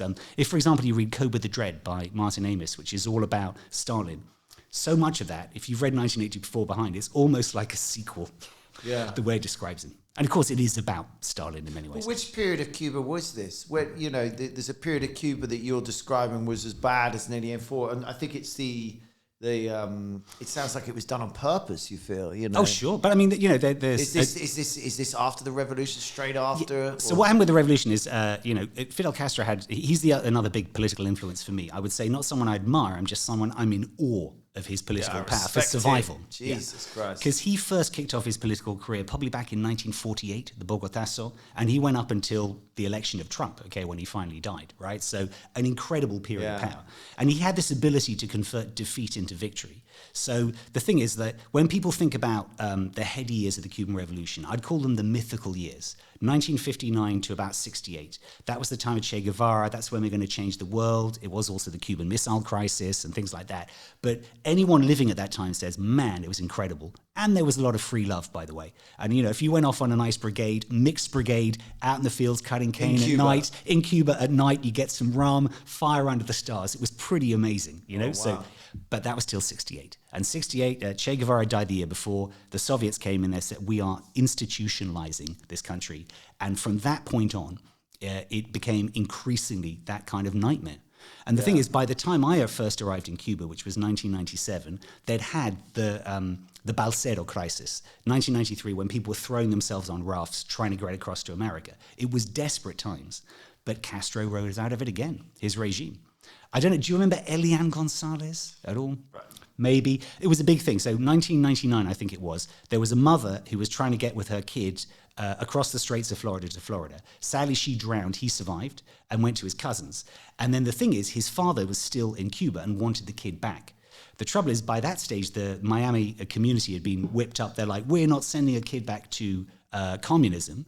But of course, Castro completely understood that if a father said, I want my kid back, he's going to get his kid back. So this huge thing started up. They had protests in Cuba. They built a protestodrome. And that became the way that he remained in power. And so by the time I arrived there were protests every day. There was this round table, there was that. There was so much going on. And on top of that, it could take you a day to find a light bulb. How the hell are you ever going to stand up against that regime?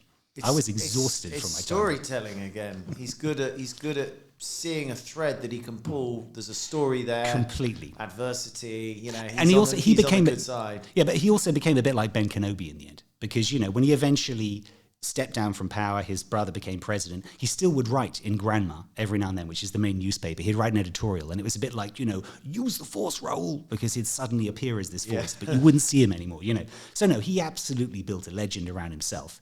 But the irony is that, he spoke even more than I do. He gave thousands of speeches in his life. One speech was 14 hours long. Wow. What the hell can you say in that time? He said basically everything on the planet. TV too, wouldn't he? They would just be like, 14 and I've seen hours. It. Yeah, but I've been fideled. I mean, you just get sucked in. But I mean, if you ask me, what did he talk about? I have no idea, but he's charismatic. The thing is, though, that of everything he ever said, the only thing that people remember him saying is one of the first things in his career, when after the failed attempt to overthrow Batista in his trial, he said, history will absolve me. La historia me absolverá. And I think the irony is, of all the things he might have said, history is not going to absolve him. No, because history cuts through the bullshit. And there are people who really love Fidel Castro and revere him, and I understand why completely. But having lived in Cuba and having really researched the guy as well, no, he was absolutely no. I hear his brother's not. I thought it was getting better, but someone said to me it's not much better with his brother. In fact, it's getting worse. Well, his brother's not president anymore. So, whoever's in charge but only now. recently stepped down. Yeah, so that the Castro has passed. I don't know. It's just like I knew something was off in Havana the day I arrived there. Just straight away, I'm like, there's something wrong. I think what's really difficult, and anyone I know who's been there as a tourist, or it's the fact that nothing's straight. You can't find out the price for anything. Everyone's always ripping you off, even in situations when they just shouldn't be ripping you off. You're like having to negotiate or play this game. Yeah, but a lot of it is desperation. So the thing is, look, I always put myself in the shoes of those people. I completely understand. You turn up as a gringo out of nowhere. This is an opportunity. This person might be able to get $5 out of you. Okay, that could be a month's income. Yeah. Okay? It's huge. So I get it, but it just meant, it made it extremely difficult. That said, I mean, I had an amazing time when I was in Havana. Just amazing and great. What Cubans, years was that? So that was, I first went there 97 to start, and then I kept going there until about 2004. So I was going on and off quite a lot. Yeah. Do you think Cuba's gonna going in the right direction now? No idea. No. It's not, unfortunately. Okay. But the thing is, I mean, but Fidel Castro is the perfect figure. I mean, he is so divisive, just like the Cuban Revolution, because you can say, oh, yeah, but they get free healthcare, they get this, they get education, yeah. But you can say the flip side as well, which is that if you're an old person, you go into a public hospital, you're probably not going to come out because they're euthanizing old people. Wow. And of course, some people say, that's absolutely ridiculous. It's not true. Well, it is true, I'm afraid. And the thing is, you can go as a foreigner to Cuba and get fantastic medical service from some of the most brilliant doctors there are. Absolutely. Because you're paying dollars. And that's if you're in the Hermanos Amejeres hospital, because you're in the top floors. You want to go to the ground floor and see what's going on there in the emergency department? Yeah. So, and education, I met someone who was like, yeah, I'm an expert on international politics, but his entire view was just pure propaganda. Well, the evil imperialist, I'm like, do you think maybe you want to show a little bit more critical? I don't see anything critical in what you've written here at all about the Cuban government. As far as I can tell, you guys were gods. You landed with wings. You were so incredible. Yeah, so what? You got a PhD? I don't think so, Yeah. So in terms of the education, everyone can write, yeah. But when we're talking about critical thought, hugely suppressed, particularly when it's official and when it's in public. Yeah, I think I struggle with societies that I consider dishonest, because I actually think we're quite lucky to live in a country that's everything's discussed to an extent. Oh, sure, there's things hidden and stuff, but we're trying to chat about paedophilia on Radio 4 now. We're giving it a go. We're doing. Oh, sure, but look, the truth is, you've got to understand. Anyone who's a foreigner there would laugh their ass out of you saying that.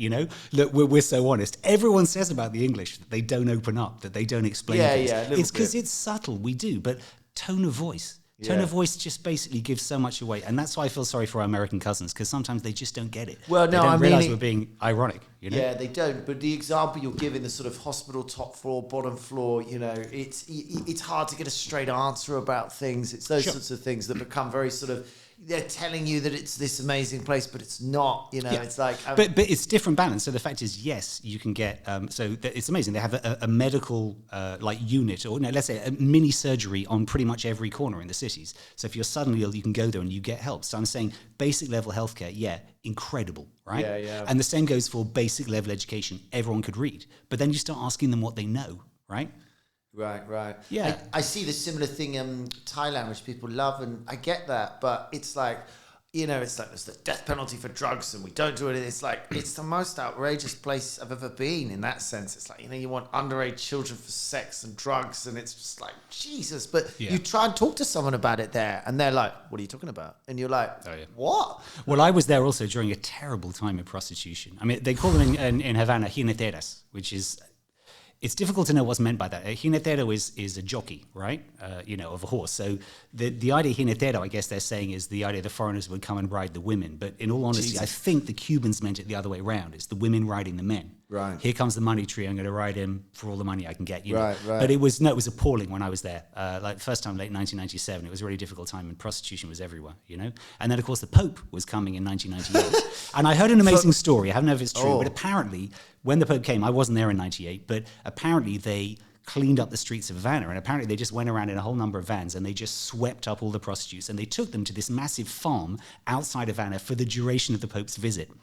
And I just suddenly thought, I want to write a screenplay based on that farm.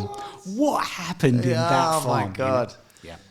Yeah. If it were true. But no, I mean, the truth is it's really appalling in that sense. And what I was really impressed about is in my time in Cuba, there were a number of people I met who, despite everything that was thrown at them, remained honest. Yeah. Did not give in to the temptation of saying, look, I know this guy, I can get something out of him. And every single friend and family member is saying, get something out of him, get something out of him. And they wouldn't. And my God, that's incredible, because, you know, you live months and months in that, years. You know, even as a foreigner, I was living there as a Cuban student. I'd given him my passport, but I always had the credit card to get dollars if I was really had enough. You know, I was trying to live like a Cuban, but I had an escape route. And I don't want to be crass. I mean, I remember being in Brazil and I jammed with this guy, and then I met him on the beach like the next day, and he had these girls and was trying to rip me off. Like it was weird to jam with someone, like to, you know, like proper hang out, and then you're like, hey man, he's like, oh hey, and then and then I was like, God, that's so weird. And then someone said to me, man, he lives on this tiny little island, like, you know, you are a walking wallet.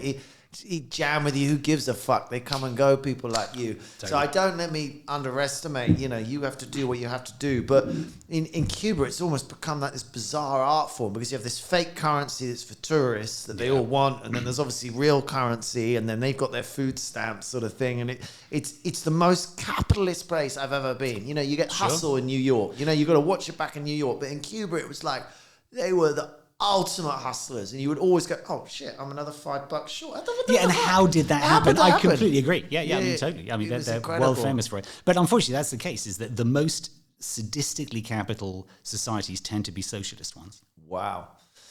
But I mean, it's just a basic truth, isn't it? I mean, it's you know, the funny things about those situations like Cuba and stuff, they become almost the comedy of the, you know, it's almost, they need the Monty Python of Cuba, really, you know. Completely. And listen, I mean, that for me is the other kind of really big influence. When I think about politics, I think about political comedy. So, I mean, amazing stuff like Chris Morris that, he did with... God, not the day-to-day bomb dogs. Day-to-day is brilliant. I'm even better, Brass Eye. I mean, Brass Eye just blew me away. And, of course, you couldn't do it nowadays with the internet and social media, you know. I mean, it'd be much harder to. But, I mean, the brazenness of that. And also everything by Armando Iannucci. So, Thick of It, incredible, and Veep. But for me, what really stands out... Oh, no, Alan Partridge, actually brilliant. I was just watching Alpha Papa the other night. It's hilarious. No, but for me, what really stands out is... what are we talking about? Oh, sorry, Life of Brian. No, sorry. Exactly. So it's too many segues here. No, so for me, what really stands out is Life of Brian, because the thing is, I saw it like a lot of people when I was younger, 12 or 13. I thought it was hilarious. I didn't get half of the jokes at all. And it's later, they're so brilliant, because at the time when it came out, there was a lot of anger because it was seen as blasphemous. And the irony is actually Jesus Christ is treated with great reverence in the film. It's everyone else who's a bloody idiot. It's the people who were immediately interpreting stupid things. Oh no, it's about holding the shoe. No, you have to take it down. No, you have to hurt your foot. And then the authorities coming in and people instantly interpreting stuff stupidly. So that was the stuff which is brilliant, but particularly what it says about politics. everything about how the Romans control them, how all the different factions are fighting. And one of my favorite lines that it always comes back to me when I'm looking at politics is when they're sitting in the stadium and they're bitching about all the different Jewish movements who are all trying to rise up against the Romans but destroy each other first. And they're bitching about them. And at some point, Michael Palin says, "Oh yeah, and the fucking Judean People's Front." And he's like, John Cleese is like, "We're the Judean People's Front." He's like, "I thought we were the Popular Front." No, we're the Judean People's Front. Whatever happened to the Popular Front? He's like, "Oh, we're sitting over there." And it's such a funny line, but the thing is, it's so true. Yeah. How many places around the world is there some dictator who was part of the Popular Front for the Return of Democracy, who's now sitting in some villa in Saudi Arabia or Morocco or Cayman Islands with his stooges around him, pretending he's the popular guy? No, he's on his own. All these one-man units who are supposedly, we're going to change the country. It's all about one individual ego. So I thought they just so brilliantly capture that in a single joke. And they do that time and time again in the film. Oh, every and it's line. very funny. People talk about funny films and they're like, "Oh, what's the funniest film ever?" And people go, Airplane. It's apparently voted. I've looked this up. Okay, Airplane is hilarious. It's hilarious, but he ain't fucking close to Life of Brian. I mean, you've got some brilliant people. I mean, they were just such clever, Oxford, Cambridge. Just super bright guys dealing with a subject. So they had to take the subject with such respect because they were just like, fucking hell, we're going to do a thing about Jesus. Okay, we have to nail this. And exactly what you're talking about, they thought about it all, about exactly how they would portray it, how they would ensure they said a lot of the initial ideas at meetings after meetings was kind of like, Jesus always is ending up an arsehole. And it was like, no, that doesn't, this is Jesus, let's exactly, not. Yeah. And they just, oh my God, every line in that film is just so clever. Because I love also the way it gets at religion is brilliant, because it's not so much about the hierarchy, it's about the stupidity of people who follow. Is there that line? You're the Messiah. I know, I followed enough. So and it starts because he doesn't finish the sentence, which I just adore. The way this film suddenly starts. He's just like, and that's all people need. And it's kind of making the point to you. It's like, we just like the unknown. It's the mystery of it. And I have to say, you look at people like Darren Brown. I mean, it's that dude is insane. And then they're like, you look back at these parallels. I was at university with him, by the way. No shit. I mean, I wouldn't say that we're best friends, but we actually shared with several other women, a very interesting Valentine's dinner. Actually, no way. One of the weirdest evenings. Several other women. Yeah. Well, what I'm trying to say. He tricked obviously 8 women to come with him. I just thought if I said I shared a Valentine's dinner with him, you might think something different. No, there was a Valentine's dinner, and he was there, and I was there, and there were a bunch of other women. Well, there were like 4 guys, 4 girls, okay, if you like. But it was a very strange evening. Yeah, so no, Darren, he was already known for being a little bit weird, strange, and rather intriguing when I was at university, because he was starting to do all those routines. And of course, since then, he's just gone off into the stratosphere. They say, I've heard someone serious say, when they look back at history, Darren Brown is literally leagues above people in terms of where he is as a magician and stuff. And maybe that's unfair to him or whatever, but I can believe that he could go to dinner with 8 women and be able to, no, you sleep, right? You eat, exactly. He didn't quite have it like that back then, wrong, but he was always really I know good. that's what every man thinks when they see that sort of thing. They can't help it. I mean, we're humans. To deny it is bullshit. What a fucking film Life of Brian is. And I think it taught everybody a lot about that subject. And I think it was the backlash. I mean, they won the argument in the end, which I loved, is when they basically got pushed and they just, these bishops were on a losing wicket, really. And then they were like, he's saying God doesn't have a sense of humor. I mean, that's basically how it all ended. And they were like, Jesus Christ, I haven't thought about that. And it's like, good, now fuck off. Completely. But I mean, also, if you look at the kind of debates that they have from when it came out, I mean, the people who were opposing it just look like ridiculous dinosaurs. But I think the irony, of course, is that the stuff in there, which was the really, really biting stuff, wasn't about the blasphemy, because it wasn't actually blasphemous. It was actually what it was saying about the hierarchies of the church and leadership, and also about, people who claim to be freedom fighters and actually, oh no, my back is bad, so I'm not coming into the attack. I mean, that happened with Che Guevara when he was in fighting in the Congo, and like Laurent Kabila, he turned up for like one day on the front. I've got to go back to across the lake. No, he joined for one day. I mean, that's exactly like what Also, happens. the misinterpretation.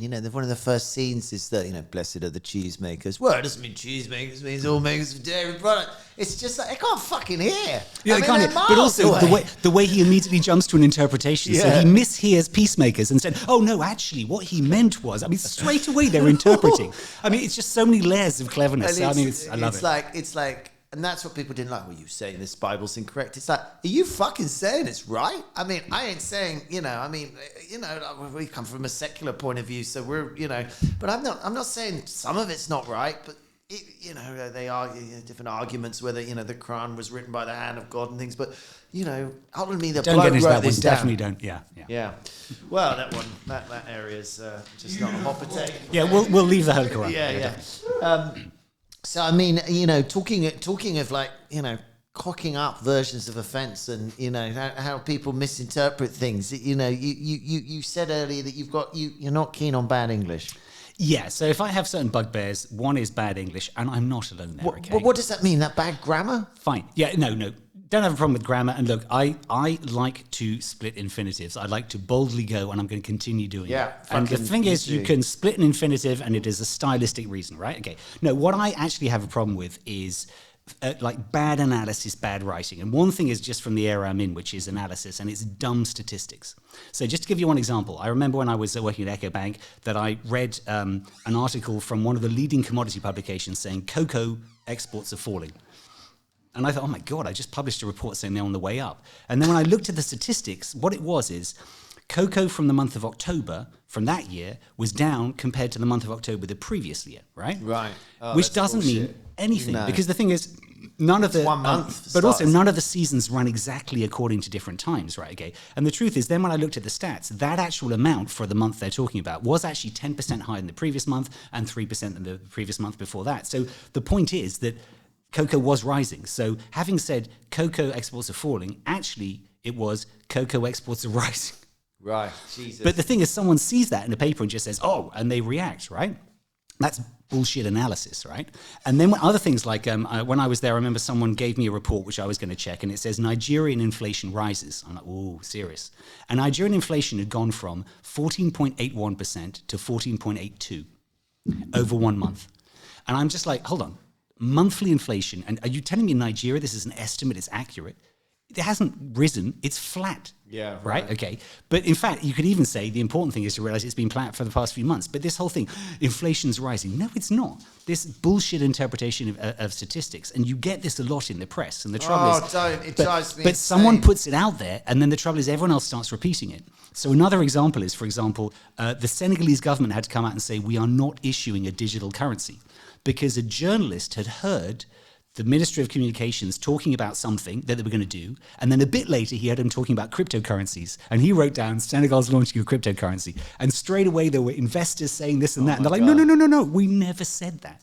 It happens all the time. I completely agree. I mean, my subject is tax, but it comes up, and they don't give any reference points. They're just like, I have this thing that there seems to be this whole thing about the general opinion is that we don't pay a lot of tax here. And it's like, have you looked it up? It's like they don't write an article and say, well, the UK is the 15th highest payer of tax in the world, and the countries above us, by the way, are places like Finland, which is always above us in every fucking league because it's a little, it's like Norway. It's like, well, they haven't got many people and they've got a shitload of oil. I bloody hope they're paying more tax and their healthcare's better. But there's no context to it. It's just kind of like, I don't know, and maybe there's not enough time. The other thing I find they do is you write a headline, and then there's this background bullshit, and then it gets to the headline, and it's just like, and apparently it's the way you write an article and stuff, but I find it so, I'm almost going to reach for demasculating, just so disintegrating, I'm not learning anything here. It's like I read a headline, things are 9% lower. You read it and you say, oh, the background in this country is blah, blah, blah, blah, blah. Things are 9% lower. It's like, what? This is not information. Like you say, the macro it's just to pure micro information, and isn't the it? thing, it should be like, okay, let's just take a step back. We are the 15th largest payers of tax in the world. In the UK, yes, we are looking at putting income taxes up, but, we're pretty fucking highly taxed, Totally. Well, it just comes down to it comes down to the why. why is this relevant? This thing has happened. What is the significance of it as well? But also, like, another thing about really, bullshit language is people saying things like, I'm excited to announce a webinar about, insurance brokering or something. It's like, really? You're excited? There is a webinar. What is wrong with your life? If you want. Yeah. Or do you get easily excited? I don't know. I mean, but it's just like, don't use a word like excited. I mean, I may be guilty of having done that before. I don't now, but I hate this use of tired phrases. And this actually brings me on to what I think is the best guide there is out there, which is, the beloved George Orwell, because he wrote so much stuff about writing, which is fascinating. His essay, Politics in the English Language, he published that just before just before 1984. And he talks about the destruction of language. So you can see how it feeds into 1984. We're going to erase language. But he comes up with what he calls his 6 rules. And he's probably condensed better than anyone else how you're supposed to do good writing. And they are things like, don't use cliches, don't use lots of technical terms if you can use simple English words.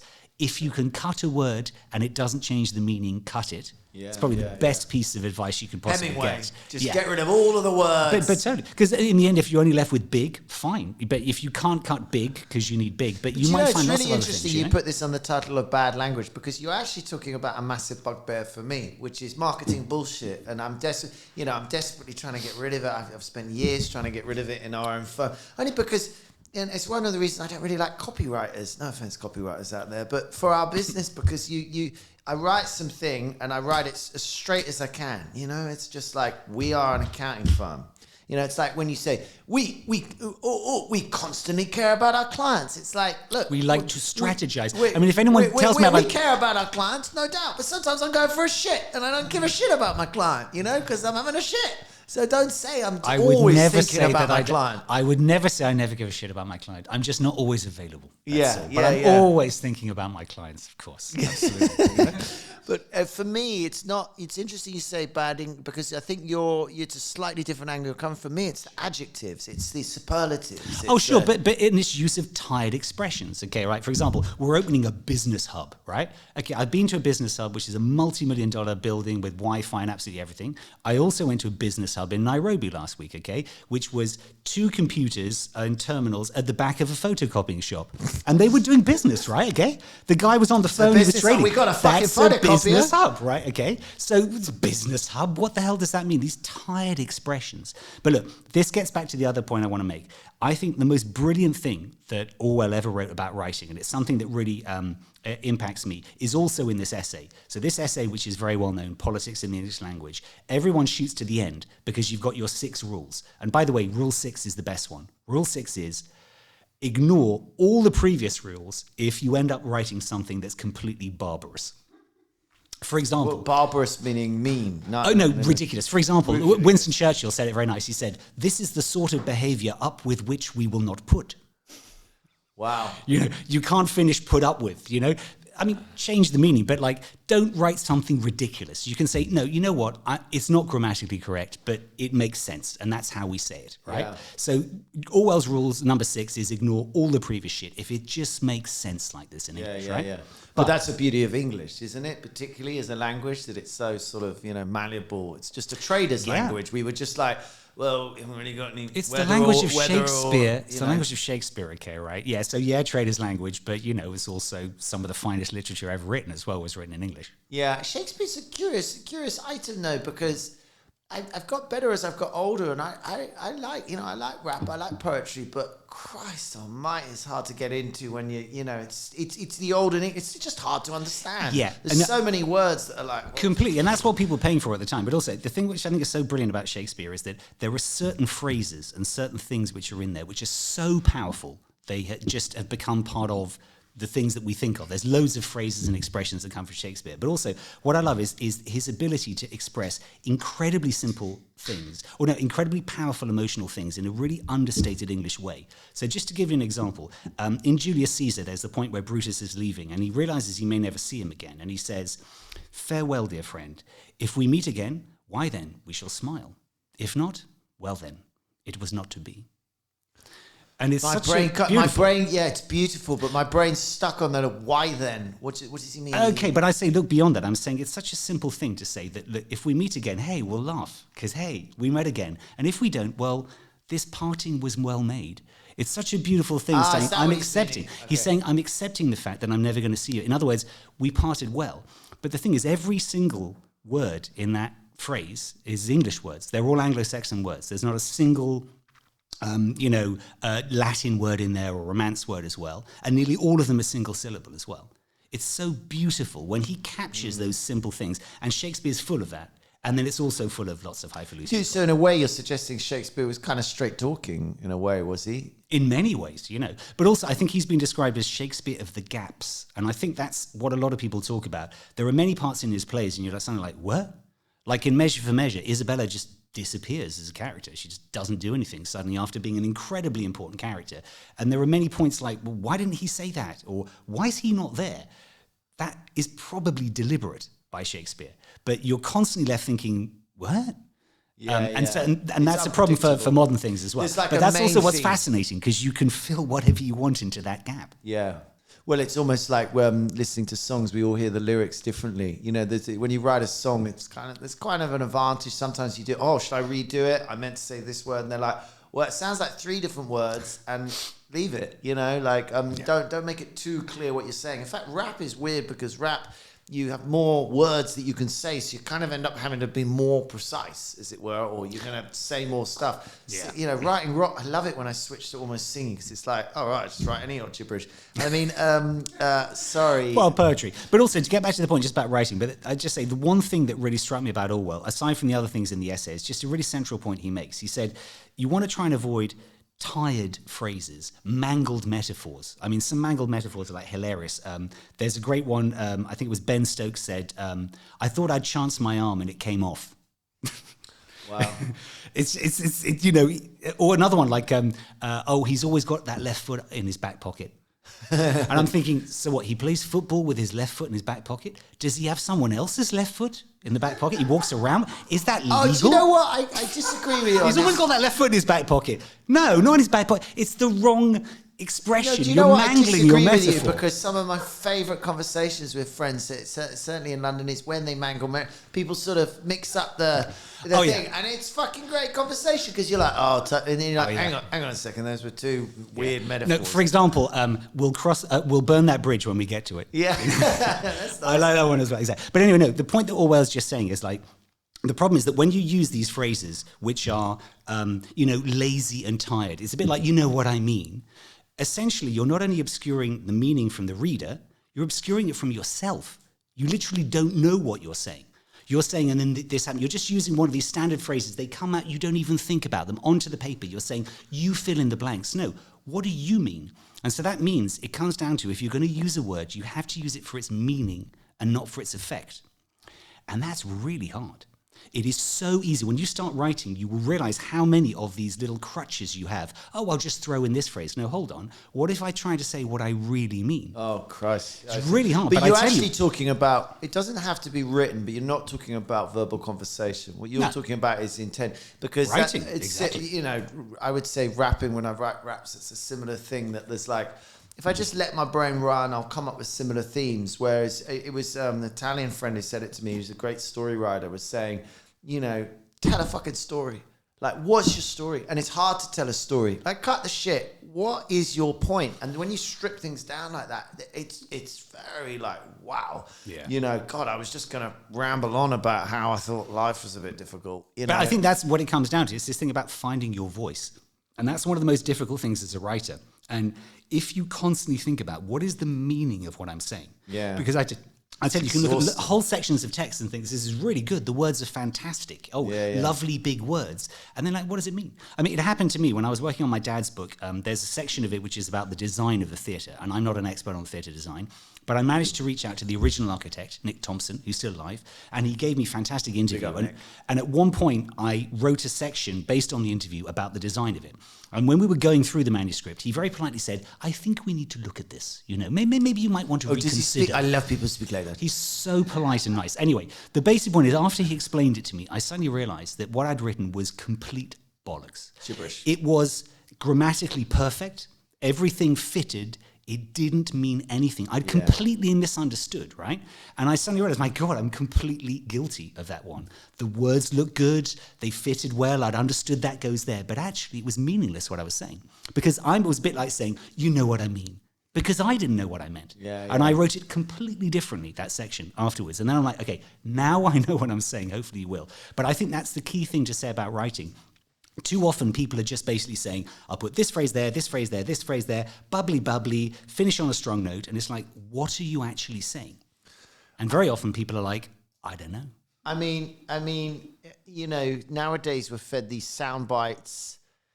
You know, I think politicians have a really tough time. I mean, I know everybody hates Boris and he's a liar and whatever, or, you know, but it's just like, fucking hell. I mean, you know, if you're going to be quoted, you see articles now and they've taken one thing out of context that you said and written an article about it. You know, I mean, the shit I've been saying in this podcast that if I was famous, that's it, my career's over. Because you're going to be shipped off after this one, I'm going to be shipped off. And this feeds into, we can't trust experts, you know, we can't, you know, it's this whole disinformation, like, madness, you know. I mean, you know, are there any solutions to this, do you feel, or?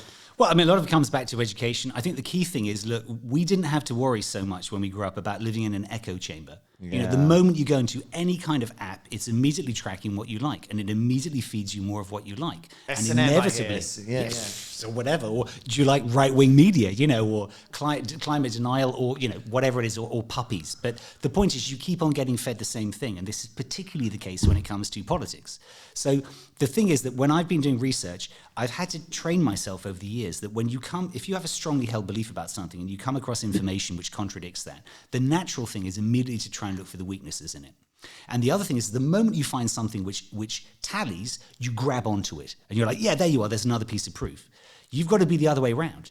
When you find something which actually contradicts it, you need to say, okay, let's take this seriously. Are they right? And similarly, you've got to be very questionable when you find a piece of information. Oh, that confirms my prejudice. Well, it's a prejudice it's confirming. Look again.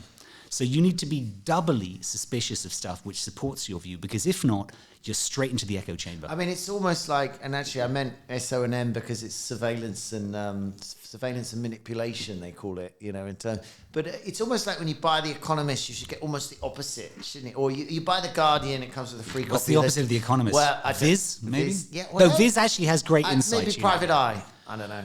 Well, are you kidding? I mean, they're just both brilliant parts when of the you spectrum. buy The Guardian, you have to get pages of The Telegraph and so. But Sure. I mean, on a basic level, I'm more like buy mainstream high quality media, because you will get a middle ground. You will get, you know, at least well intelligent thought. Completely. You know, and you still see that with the leading publications. If you go on, they still have don't read the internet too much. Well, it depends. Reddit can be a superb source. But no, I'm just saying, look, it comes down to education. I just think it's about being open-minded and being skeptical.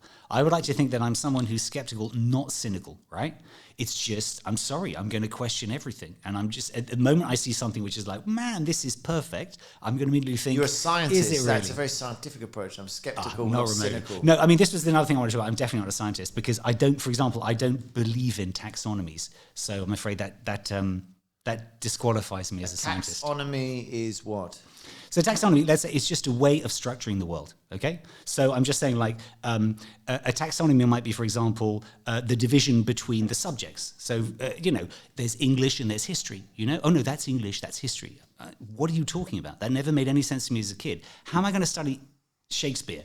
Well, I'm only going to use English. But let's not talk about the history. He really spoke very strangely, didn't he, from someone from 2022? No, because he was born 400 years ago. It's like, how can you separate these subjects? Even when I did my PhD, for example, it caused huge confusion because it's on the Cuban intervention in Angola. I did it at the Department of Hispanic Studies. First of all, because I had a great connection with Professor Brookshaw, who was my supervisor, and he's absolutely amazing. But secondly, because I knew to do the research, I'd need to be able to speak fluent Spanish and Portuguese, which I did. And for me, that was a wonderful opportunity to say, man, I can get into all the original stuff.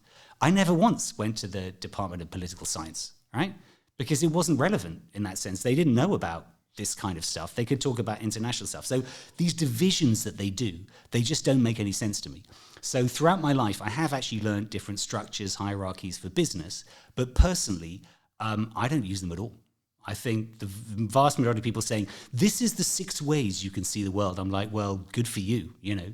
I mean, anything with the word meta in front of it is bollocks. And that might go for Meta as well, you know, which they've just recently launched. But I'm saying, you know, you've got physics, you've got the discussion of the real world, and then you've got metaphysics. This is what I think. Well, good for you. Is that what meta means? Because I don't think meta is bollocks. I don't think. No, I'm saying, well, metaphysical. I'm saying, the no, word if you go, meta, what does it mean? Yeah, Thought. it goes back to Plato. It's just basically Plato saying he wrote Physica, which is, in other words, I'm talking about the real world. This is how I think things work, and I think we'd agree with him. And then he talks about metaphysica, beyond physics. He's saying, now I'm imagining there are forms in the world, and they, you know, it all gets philosophical. In other words, wank.